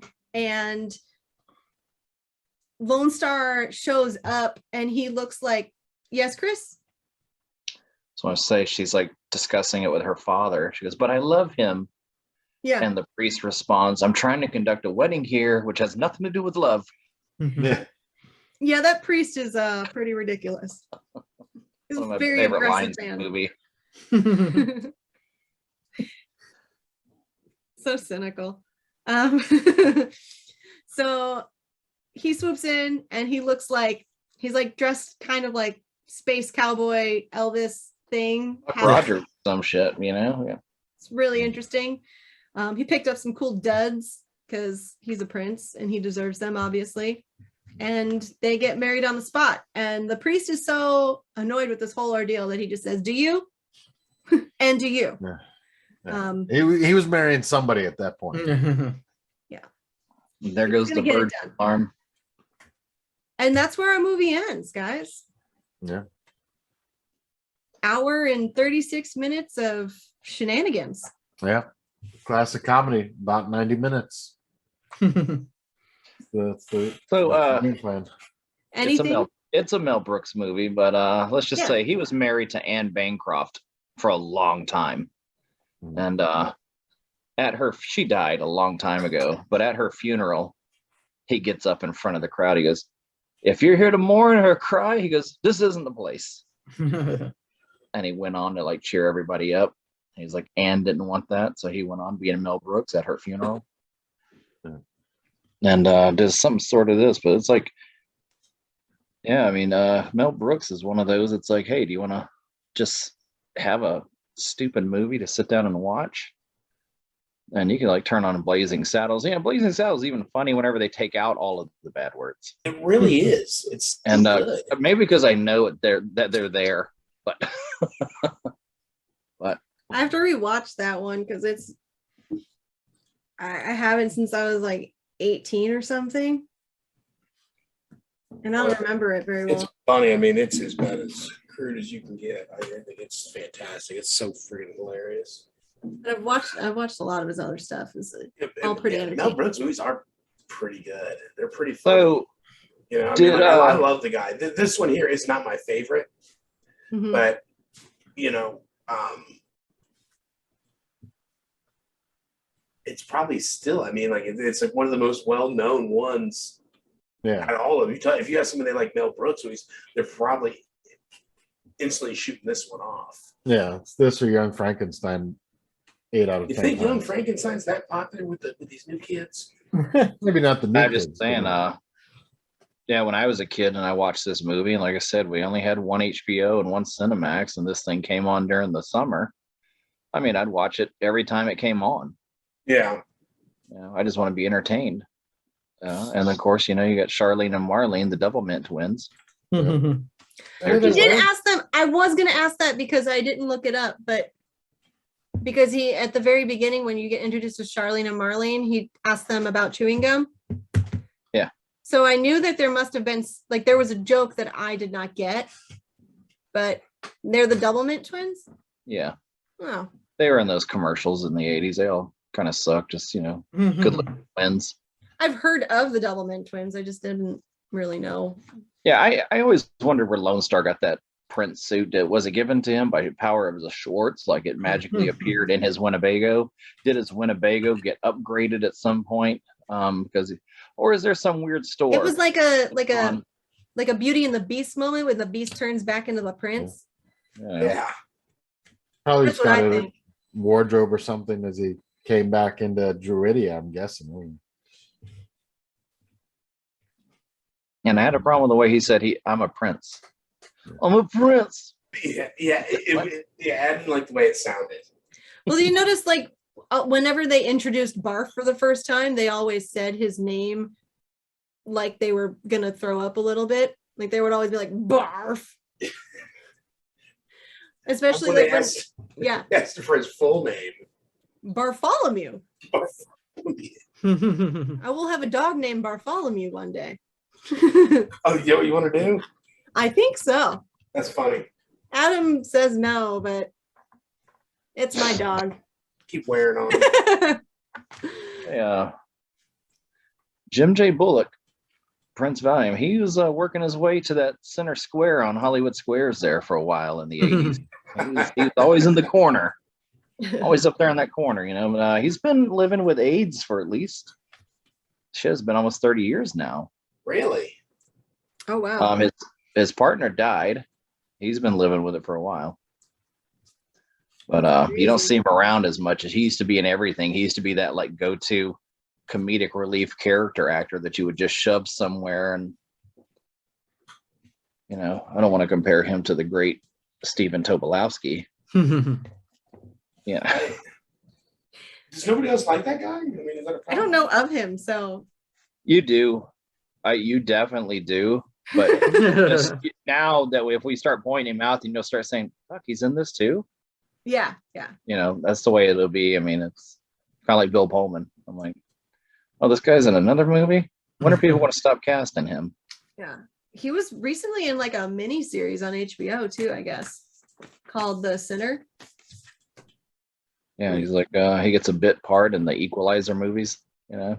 Yeah. I mean, he was like the main character in this HBO series, so I thought that was pretty cool. Because he's like 60 something. Well, you know, the guy who played Colonel Sanders in this movie, he's also in the Stephen Tobolowsky line where he's in 100 different shows and movies that you've seen. I recognized him though. Yeah. They're trying to get really famous people to play that role, Colonel Sanders. Well, they end up landing on him. But I think he was a good, you know. What we're watching is now, sir. When? Just now. You just missed it. And it was a good Who's on First moment. It entertains me every time because I'm always sitting here thinking, what if I'm watching TV and the people on TV are watching TV and those people are watching TV? Like TVception. It's too deep, man. You know, you start bleeding if you think about it too hard. Oh man. All right, you guys want to get into, well, I don't know where Herschel is. But we can get into like the recasting and stuff. Yeah, we may. Let's see here. If there's anything that I wrote down, just real quick. Yeah. If you got something you want to talk about. Where did Andy and Herschel run off to? I don't know. I guess they don't understand how this is supposed to work. Man, how cool would it be if we had a guy right now that was just a young guy that could do all sorts of sound effects with his mouth? That's what Adam was saying. Why don't more kids aspire to be that? That would seem to be almost like pretty easy to like maybe, you know, just hone that craft when you're a middle child. Just annoy your parents and your brothers and your sisters for years. And then one day it pays off when you're making helicopter sounds in a Mel Brooks movie. But I just really like that guy. He's always been a whole lot of fun. Who's comparable to Mel Brooks now that we're going to have that opportunity? I don't know. They'd probably say like Judd Apatow or something. I don't know. No, Judd Apatow's a different kind of comedy, but yeah. I'm just like trying to think who does a really. I mean, maybe it's Seth MacFarlane. Maybe the Farrelly brothers or something. Yeah. So yeah, you guys want to get into recasting? Yeah, I'm good with that. I'm good with going into recasting or whatever else we got to do. All right. Well, Joe, you're so good with it. You can start us off. Okay, it's 3 in 1, right? Yeah. Okay, awesome. Because I was kind of worried about that. All right, so I recast a Lone Star as John Hamm. Ooh. Okay. Nice. I think he's pretty funny. So. Yeah. Dark Helmet, I went with John Mulaney. That's fine. I had that was my first instinct as well.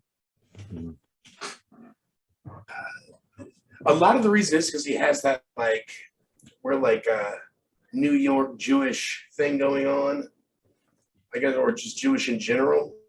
And I think it fits pretty well with the got that nasally voice, and he's kind of like a wimpy you know. And you can't have. I mean, you have to in order for a lot of the jokes to work, you have to keep him as like a little guy.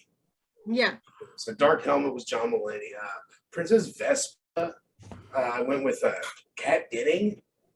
I think Nice. she's kind of funny. I feel like And- you guys say Kat Denning a lot.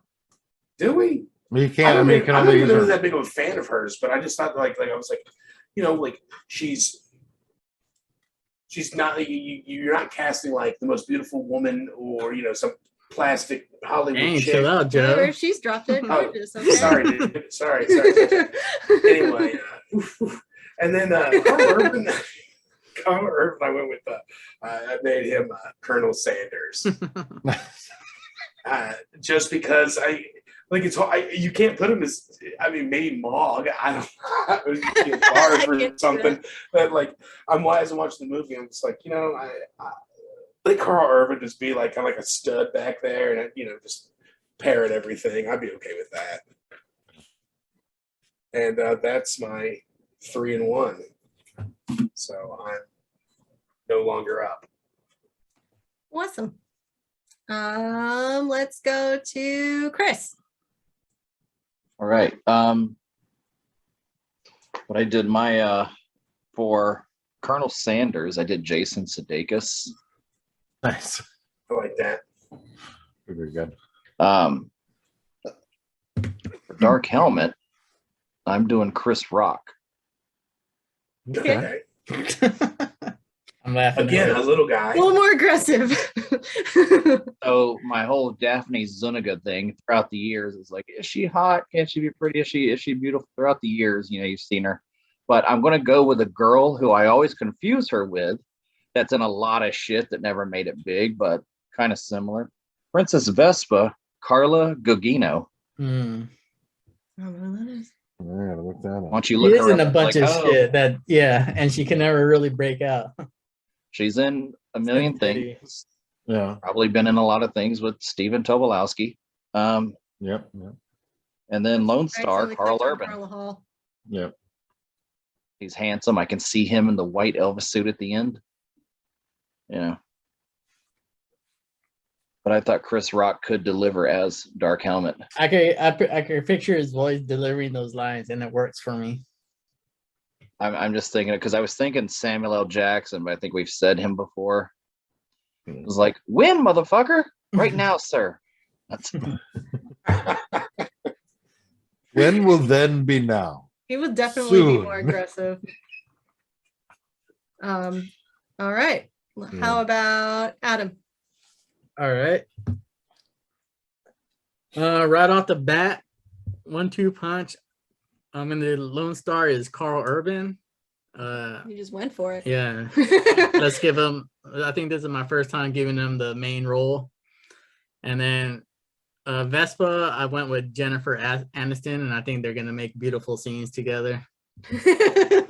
Sounds good. They're so Playing the part of Barf is Seth Rogen. I just think he's gonna put in his humor into the role, and it's gonna be pretty good. And for Dark Helmet, I went also with the little whiny, wimpy looking dude, but Paul Scheer.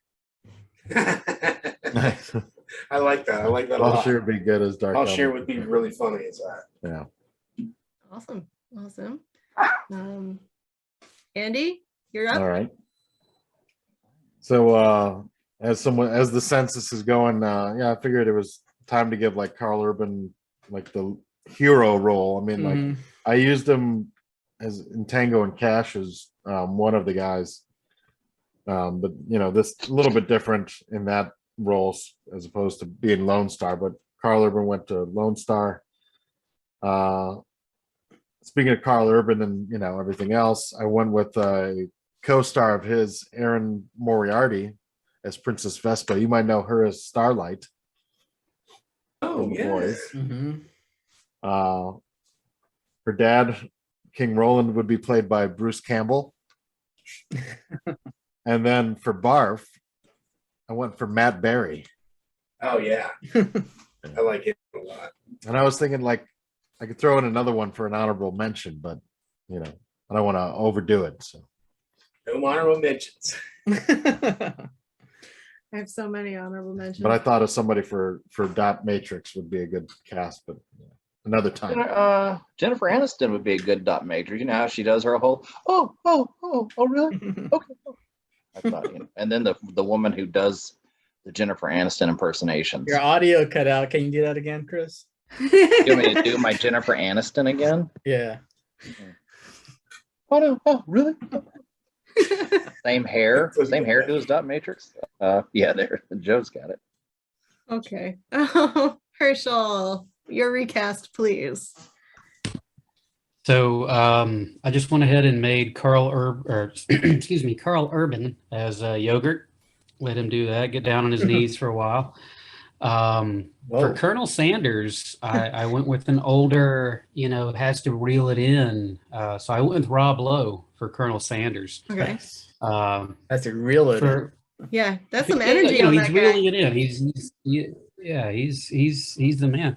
I also went with Kat Dennings for Vespa. I agree. Drop Dead Gorgeous. She's great. Now, And according then to for, Joe, she's not drop dead gorgeous. I don't think she's. I think you have to consider the source. I think she's very, very. I think she's very pretty. Yeah. But she's not like leading lady starlet. She's not like level. Like no, because her breasts are too big. And so I think that she, dials that back. 'Cause I don't know. But again, Slowly becoming more and more offended. Keep talking. In '87, I don't know where like the gal that's what's her name, Vespa. I don't know where she was at, like on the scale of like the most beautiful woman in Hollywood, or she was just like a middle of the road gal. Keep explaining. That's why I went with a middle of the road gal. To me, I just saw. No, really, keep explaining. But yeah, I mean, but the thing is, I think she's really funny. Whatever. You interrupted Herschel. Oh, sorry. We're usually no. This is good. Keep going. Buddies, but I'm.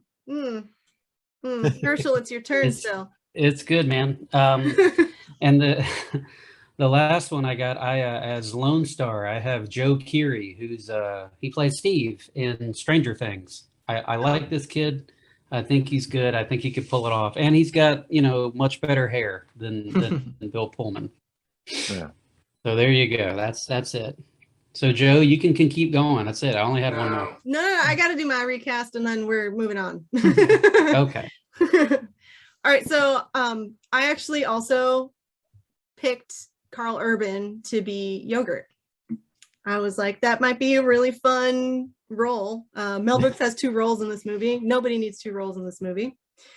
On that note, I did make President Scroob John Turturro. Oh, that would be I would like to see him do that. I made Colonel Sanders David Schwimmer, and I made Dot Matrix Rebel Wilson.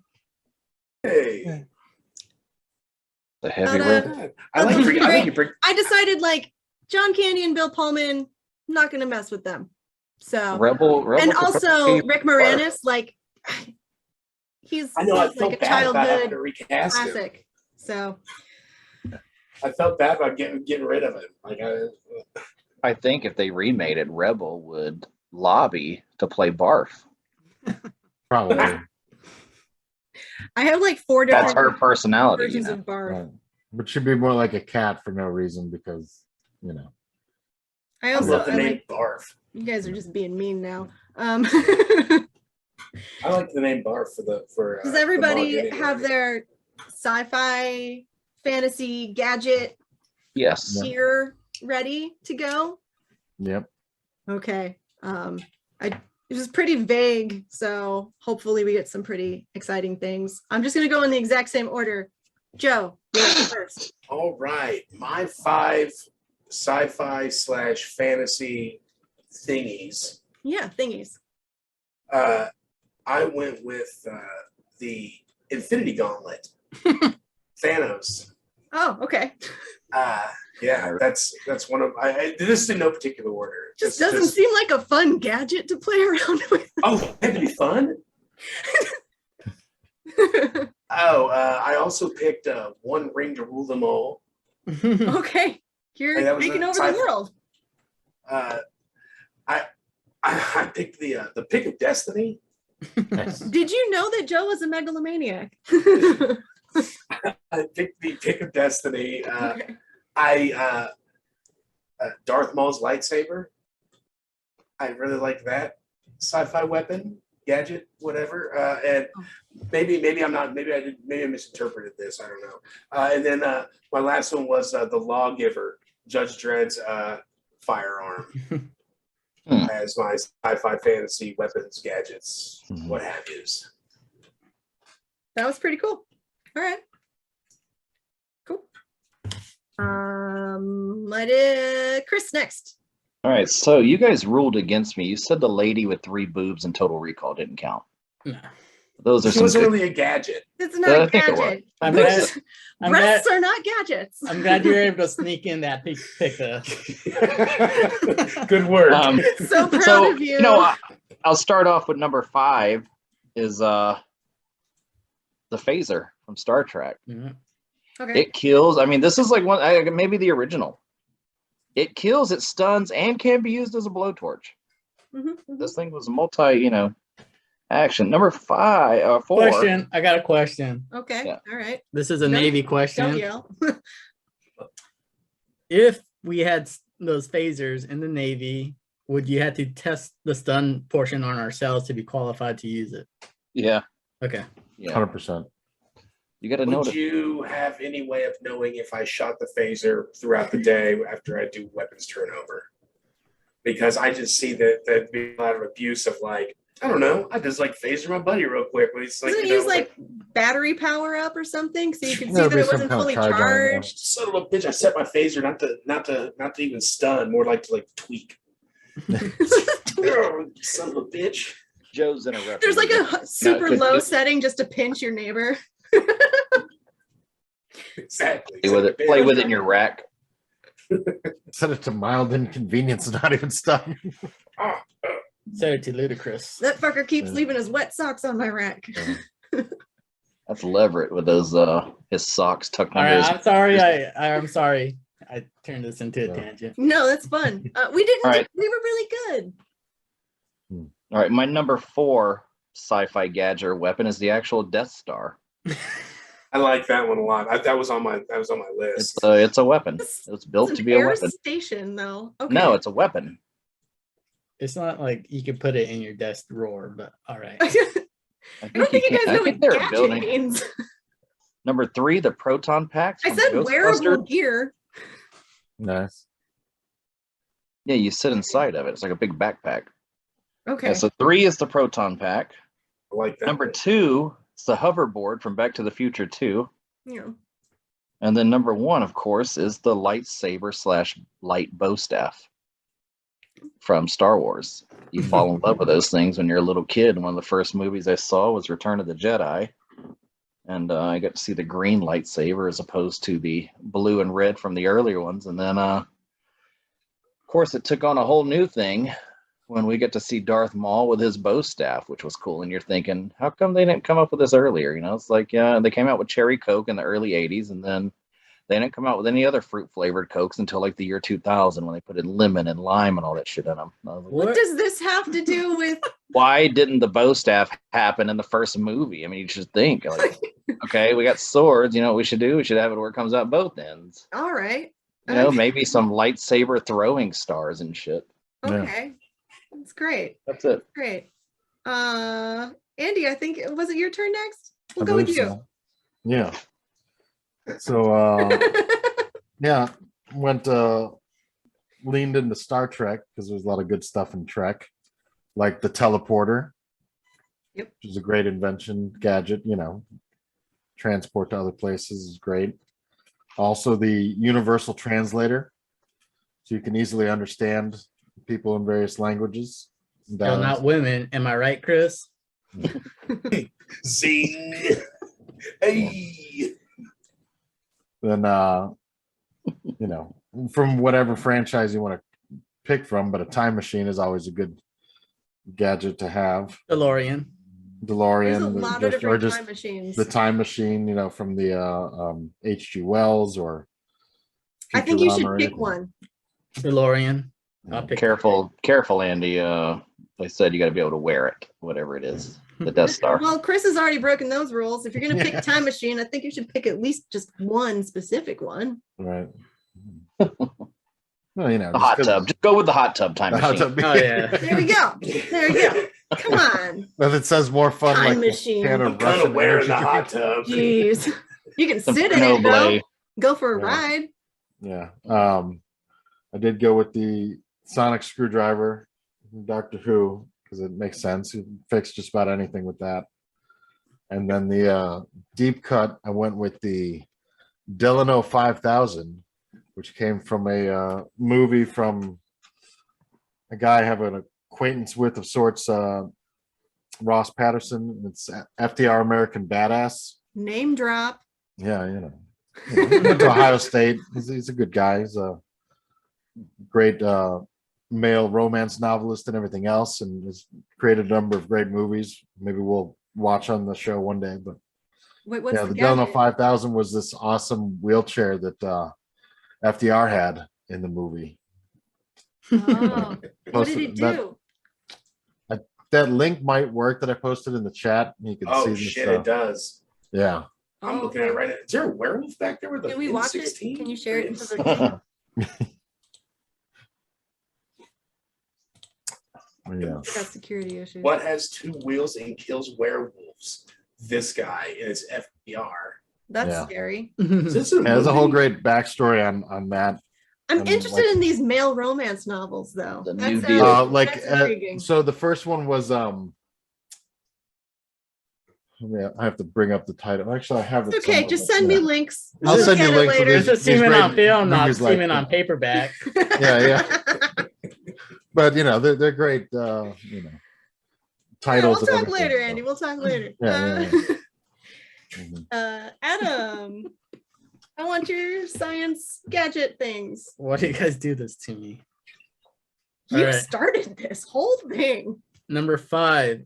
I knew there'd be a couple of lightsabers in here, so I went with the Z6 jetpack.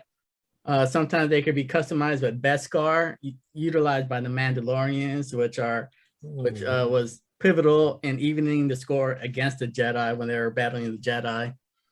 Number 4, I went with the haptic suit from Ready Player One. I just thought that Oh, nice. Yeah. that'd just be a cool gimmick to have in real life. Number 3, I went with the Power Morpher from the Mighty Morphin Power Rangers. Which part was the power morpher? What is that? The Power Morpher that they used to transform into the Oh, Power Rangers. Mhm. Thank you, Joe.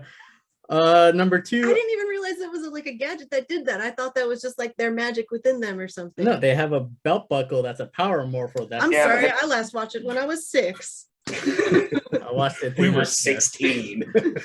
Adam watched it 3 days ago. 36.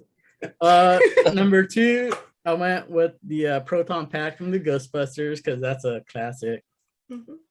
And then I talked myself out of it because I thought it was too big, but according to Chris Mashavecchio rules, I would have gone with one of the mech suits from Pacific Rim, but instead I went with paying homage to Carl Urban. I went with Lawgiver from Dread, number 1. Those were my 5 picks. Good work. Very cool. Those suits always bothered me a little bit because you had to use a tag team. Oh yeah, that also bothered me. I as thought well. that was like, why would you create that? Like, I don't. you got to have a Well- perfect match in order to use this giant robot to kill these whatever. Very hard. Very elite group of people, you know? Jeez. I like Pacific Rim quite a bit, actually. More than I thought I would, which is very surprising to me. I enjoyed all the monster parts. I didn't actually enjoy any of the acting or anything. Herschel, Actually, you're right. It was terrible. you're up, man. Yes, ma'am. So I went a little differently. I guess you'd say these were things that I saw as a kid, but now we kind of have them. So it was Dun, dun, risky. dun. A cell Telephone. You're going to talk about the telephone and color TV. We'll get there. We'll get there. So in no particular a order. Blu-ray player. if you- Shut up, Adam. if you've ever watched 2001: A Space Odyssey, they had these little, thin as a notebook TVs that they were watching. They were watching their little broadcast from, and I thought, my God, that would be the greatest thing ever. And fuck, now we've got it. Goddamn Now we've got iPads and tablets. shit. Then I'm watching the movie Blade Runner, and he has a photograph, which nobody has anymore. Puts it into a machine, and it can zoom in and scan the photograph. Well, now you can fucking do it on your phone. But as a kid, I thought it was the coolest thing ever. From Alien or Aliens, they had the motion detector, which I thought was the coolest thing ever. I'm like, oh my God, you can see where people, and now we fucking have portable radar.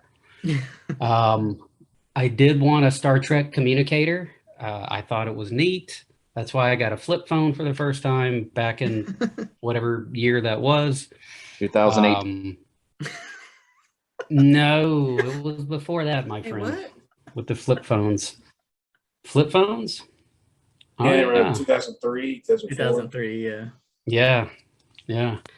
And I that don't know old? if, yeah, they've been around for quite some time, believe it or not. Don't believe it. I'm kidding. Days of the Google early that days of the fucker. flip phone. It's there, you know?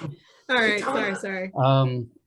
And the last one, I guess we kind of have this with portable equipment. I wanted a tricorder from Star Trek. Yeah. You can analyze anything. You can diagnose illness with it. We kind of have that. I guess maybe that one's, maybe we don't actually have that one. So that's Not that the one I still complete. want. We got like Yeah, separate not- gadgets that do all those Yeah. things. I want Yeah. one gadget to rule them all. So that'll be the one that we still need to invent. So anyway, yeah, that's my list. Good list. Like anticlimactic though. Sorry. I mean, everybody was gonna go for lightsaber and whatnot. Yeah, no, So lightsaber. it's cool, man. I knew that was gonna happen. Yeah, Okay. I would too.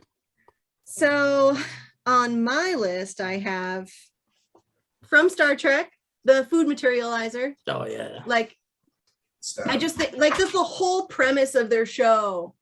Like, and the missions that they do is based upon like things being accessible, and there's no more poverty and there's no more like starvation and shit like that. Otherwise, that they wouldn't be going out doing peaceful voyages and stuff the way they're doing it. So I'm all for a food materializer. Food replicator. We're and almost then- there with the Coke machines. That's what I always say. We'll get there one day. And then I have the from Hitchhiker's Guide to the Galaxy, the point of view gun, which you point it at something and it gives you your point of view. Like, so you give your bad guy your point of view, and it basically gives empathy. It basically shoots empathy. Yeah. So I always thought that was a really fun one. Like in the movie, she shoots it at these bad guys, and they all of a sudden were like, "Oh, I'm so sorry," and they just walk away, kind of situation. I would also like to shout out from Hitchhiker's Guide to the Galaxy, the Babelfish. It's not really a gadget because it's a little creature that you put in your ear and it translates for you. Just think it's super cool. From what is that? Okay, some Harry Potter shit.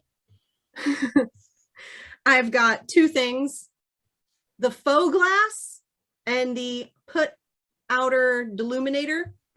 The faux glass is this really cool like mirror where you can see your enemies in it, and the closer your enemies, like the clearer the image, the closer you are to danger, basically. So I always thought that'd be really badass to have. And then the put outer is the thing that Dumbledore uses at the very beginning of the first Harry Potter movie, and he like takes the lights and he puts them out.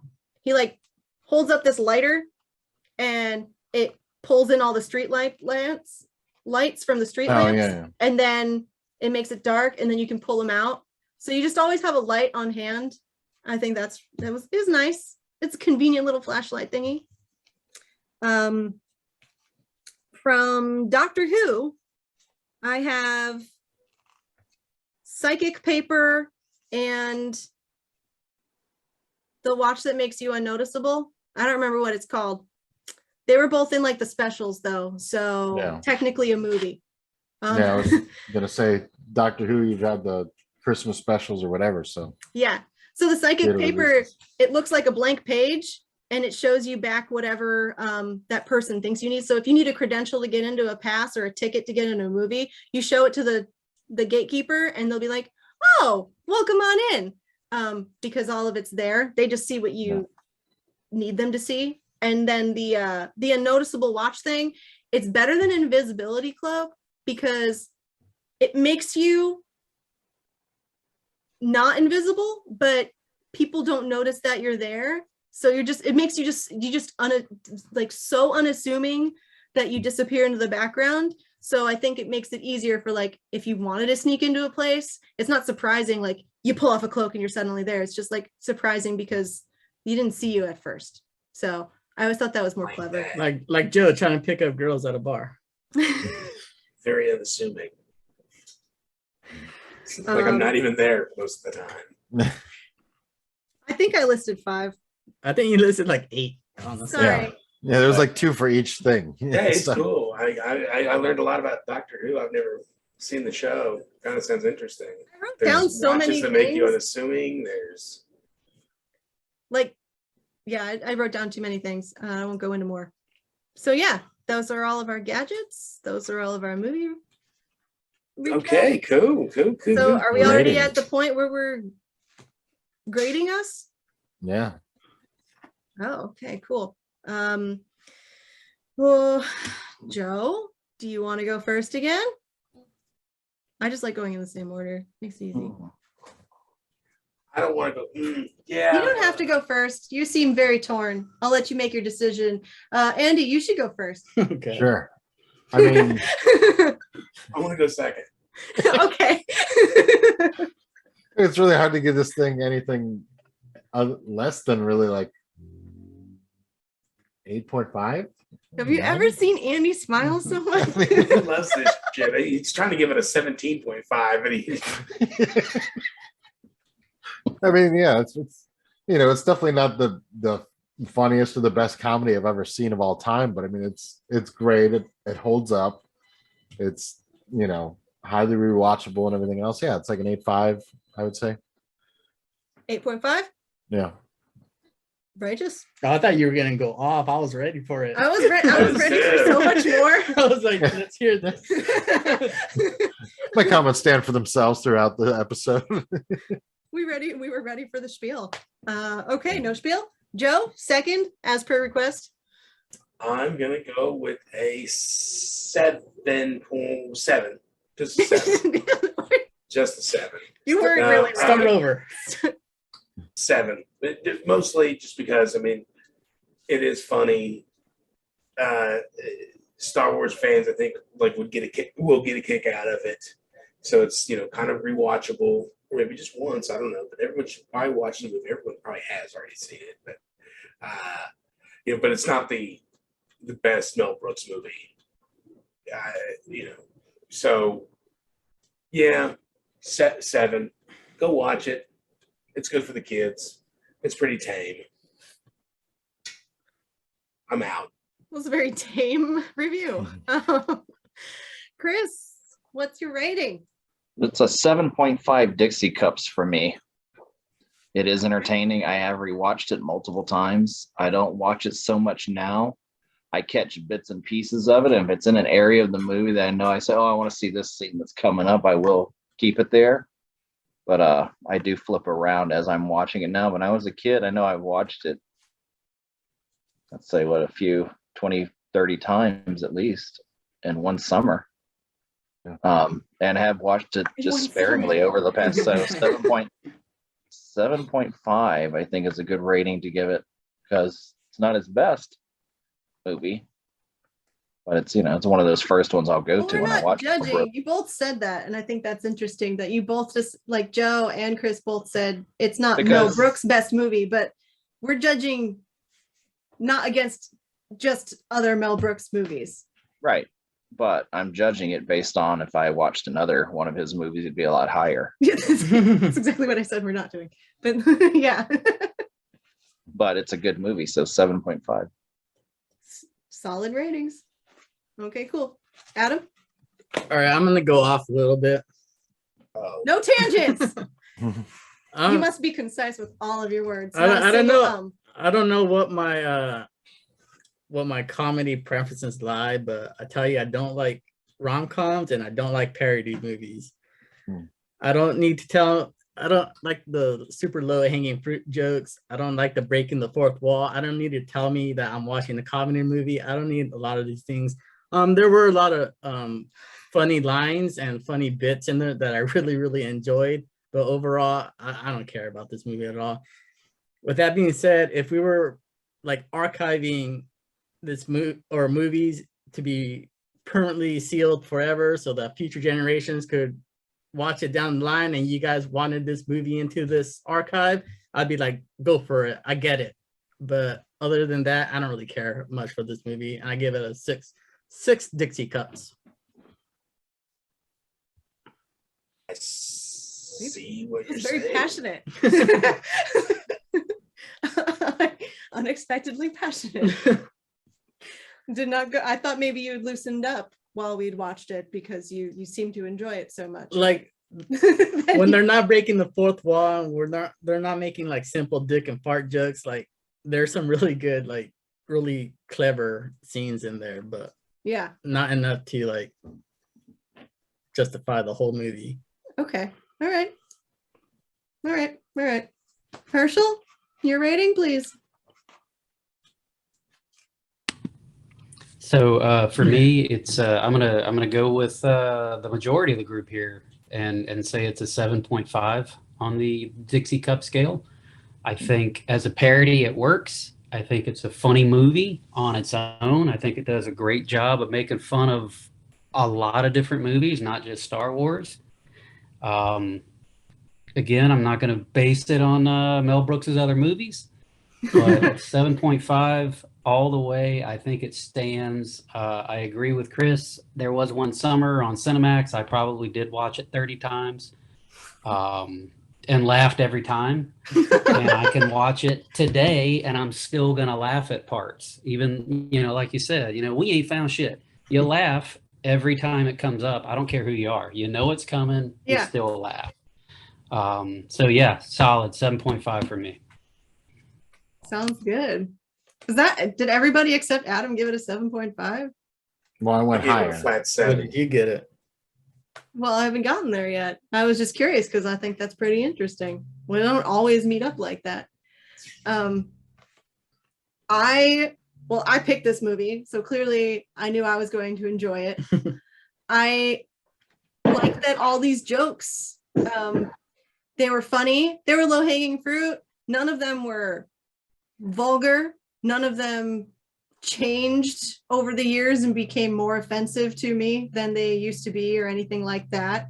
I think they treaded that line really well, and I think it works really well as a parody of a lot of different kind of movies. And it also, like the breaking of the fourth wall and all that kind of stuff, is a joke itself. I don't see it as anything more than its own joke. So I didn't mind that either. It wasn't super gratuitous. And I explained this movie preface to my very young coworkers, 26 to 19 years old, and they also seemed interested in it and said that they would look into it. So I'm gonna give it a whole 8, because if this can pass on through 4 different generations, I'm saying that it's clearly good enough to be archived. It's rewatchable. Adam says he doesn't like parodies that much or breaking the wall that much, but I tell you, I sat next to him while he watched it and he enjoyed the entire time. So It was funny. yeah. So I think that's just a, little grudge. I don't know, a little bias. Although I'm a little biased too. Bill Pullman, he's got a little piece of my heart there. But yeah, I'm just gonna give it a solid 8 because it is rewatchable and multiple generations have managed to enjoy it. So it goes down as something a little bit more than just a regular movie. Not everybody like these younger people haven't heard of Blazing Saddles or Young Frankenstein. That's because they'll be damaged. But this one, this is still speaking to generations. Like he made fun of something that's going on and on and on and on. The jokes still apply. Ta-da! That's it. Good stuff. Cool. That's it for now. Anybody else need anything to say before we figure out what our next movie and all that other nonsense is happening? I don't think so. Awesome. Who's next pick? Is it Joe? I am. Is it Chris? Oh, Yeah. then we should drag out the conversation before we get to Chris's. Yeah, because you gave me a bad I think genre we to did pretty pick from, good on time. Just want to say. and I didn't decide what my pick was until about 10 minutes ago, Oh, because I was torn, and I was thinking if we go one way, we'd probably get done with talking about it in 30 minutes. yeah. If I went the other way, there's a lot more going on, and there's more to talk about. So I went the other way. So that we'd have more to talk about. So we have more to talk about. I mean, there's more, It's gonna be a long night. you know, Just kidding. not a long night, but it would be longer than the 30 Not minutes. if I have anything to say about it. Get that shit in the bud. Give us your genre You're like the and grumpiest old man right now. I know, right? It's really like He's like I'm a- happy with this whole entire scenario. Are you sure you're not Mel Brooks-ish kind of, or you're like in that maybe. genre? All I'm saying is All right. So the category and years I was given was horror in the 2000s, 2000 to 2009, which that is, I want to say, is probably the worst time for horror movies. That's when people are trying to be like too scary. Like, oh, what if, you know, I get it. You know, the jump scares are trying to become more prevalent, and then CGI was taken over to where, you know, you got eyeballs coming out of people's, you know, backs of their heads or hands and things like that. There was a surplus. You know, things like that. And I can't tell you how many different like people thought, oh, you know, it'd be really scary. If there was a scary looking nun or a creepy doll or a, you know, like we had Chucky. We don't need Annabelle or whoever these fucking things are. And I really liked Sabrina's pick when she had horror. Like I like movies like that, you know. But I discussed this with Herschel for the past month. Kind of. That's really cute. Adam and I don't discuss any of this No, I at don't. all, but you and Herschel discuss this. I was struggling with it, and I was looking for guidance from the You guys horror are- master, you know. What a relationship. But well, my pick ended up being Final Destination 3. oh, Oh, Three? you son of a bitch. God. Right in the middle? Right in the middle. How many are Um, there? There's 5. Too And I many. would, if you haven't seen them, Sabrina, I asked Adam if you'd seen any of the Final Destination movies Yeah. or Seen Wrong the first Turn, one. or have you seen any of the Wrong Turn movies, the Final Destination movies, or the or I think it was Vacancy was the one I was going to go with. Yeah. I've seen like Vacancy would have been good. I've Yeah. seen like a couple like random scenes from Final Destination. Like I remember a tanning bed scene. And then I remember like something weird with a bunch of birds and some logs falling off of it. Like I See, remember now you're that. mixing all of them up. See? Yeah. Well, because they would come on TV and my brothers would be watching them and I'd watch them for like 2 seconds and I would leave because it was not interesting. Yeah, I had to go with this one because Vacancy is only about a 30-minute conversation. I've never seen that. Because One. the true I need your horror pen. in that movie is you're with your wife that you don't want to be around, and then you're about to get killed. I don't want to Yeah. review that with Adam next to me.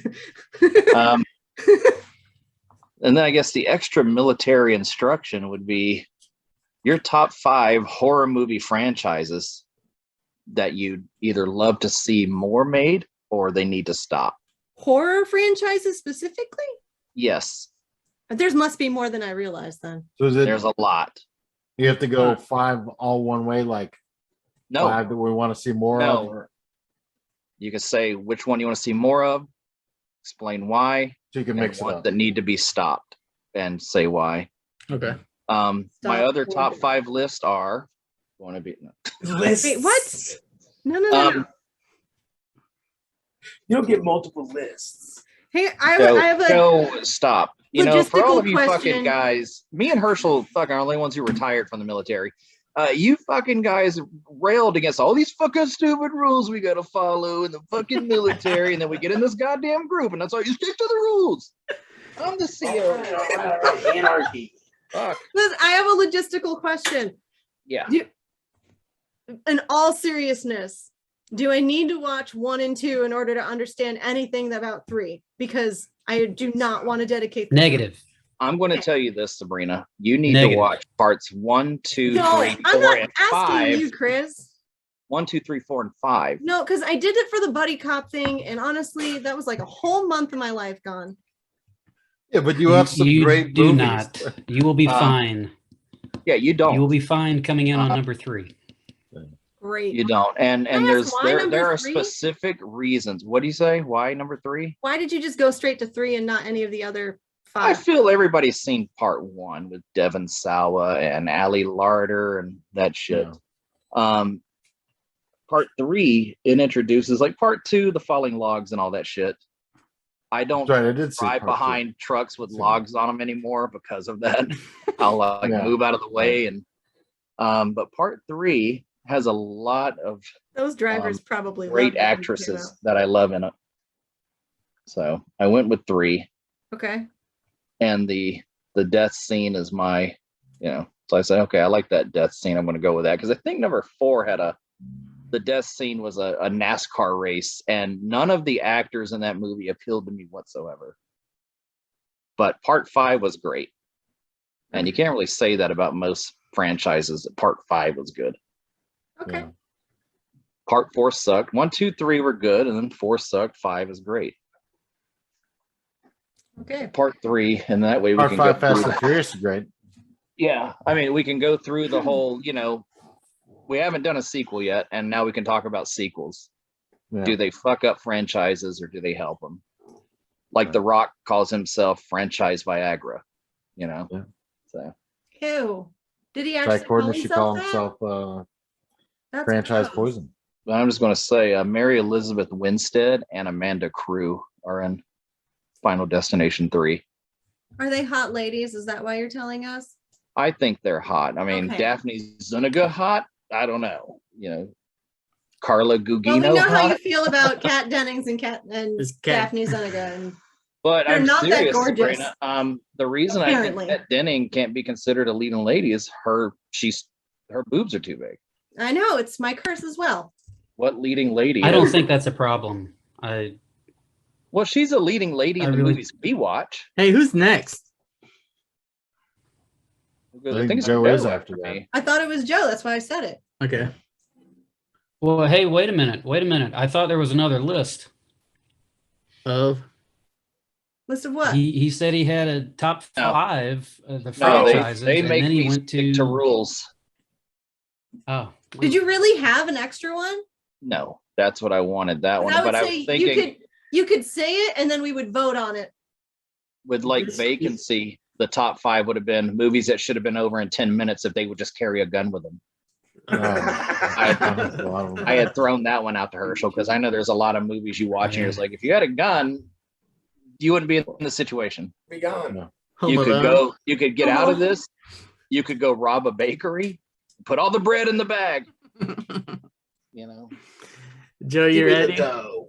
I'm cool. Let's go, man. It is me right. Yeah, I think I made like my Facebook status after the day. We're rolling on dough, but not the right kind, or something along those lines.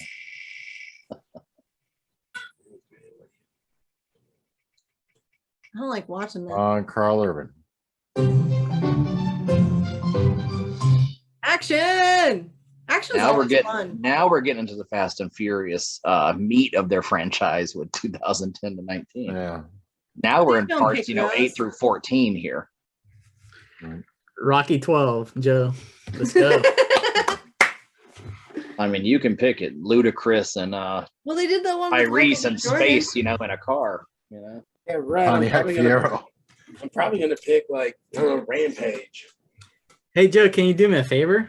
What's that? Next month when we meet, before you reveal your choice, can you just give us like what's going on in cinema during this time frame, just to get us in a headspace? I'll do my best. Is that a serious question? Yeah. Yeah, why not? Yeah. Like the way I Yeah. okay. I was like, how specific are you trying? I was like, No, feel like, insulted or not? Like this is a time when movies like Rampage exist. And it's the fucking Rock constantly. Yeah. I had to pick a Rock movie because he's the only one who made action in this decade. He's the only one who was allowed. You know, There was the new RoboCop came out during that era. I still stand. It's a good movie. figure something. I know there's a couple. If you pick an action and also a Carl Urban classic at the same time. See, I'm not going to do that because I don't Hardest want to ruin point. somebody when they do get the Carl Urban Classic. There you Yeah. go. I don't want to What a step good on anybody's sport. toes. I mean, believe me, I've already was thinking like, why don't I just pick that one? I love it.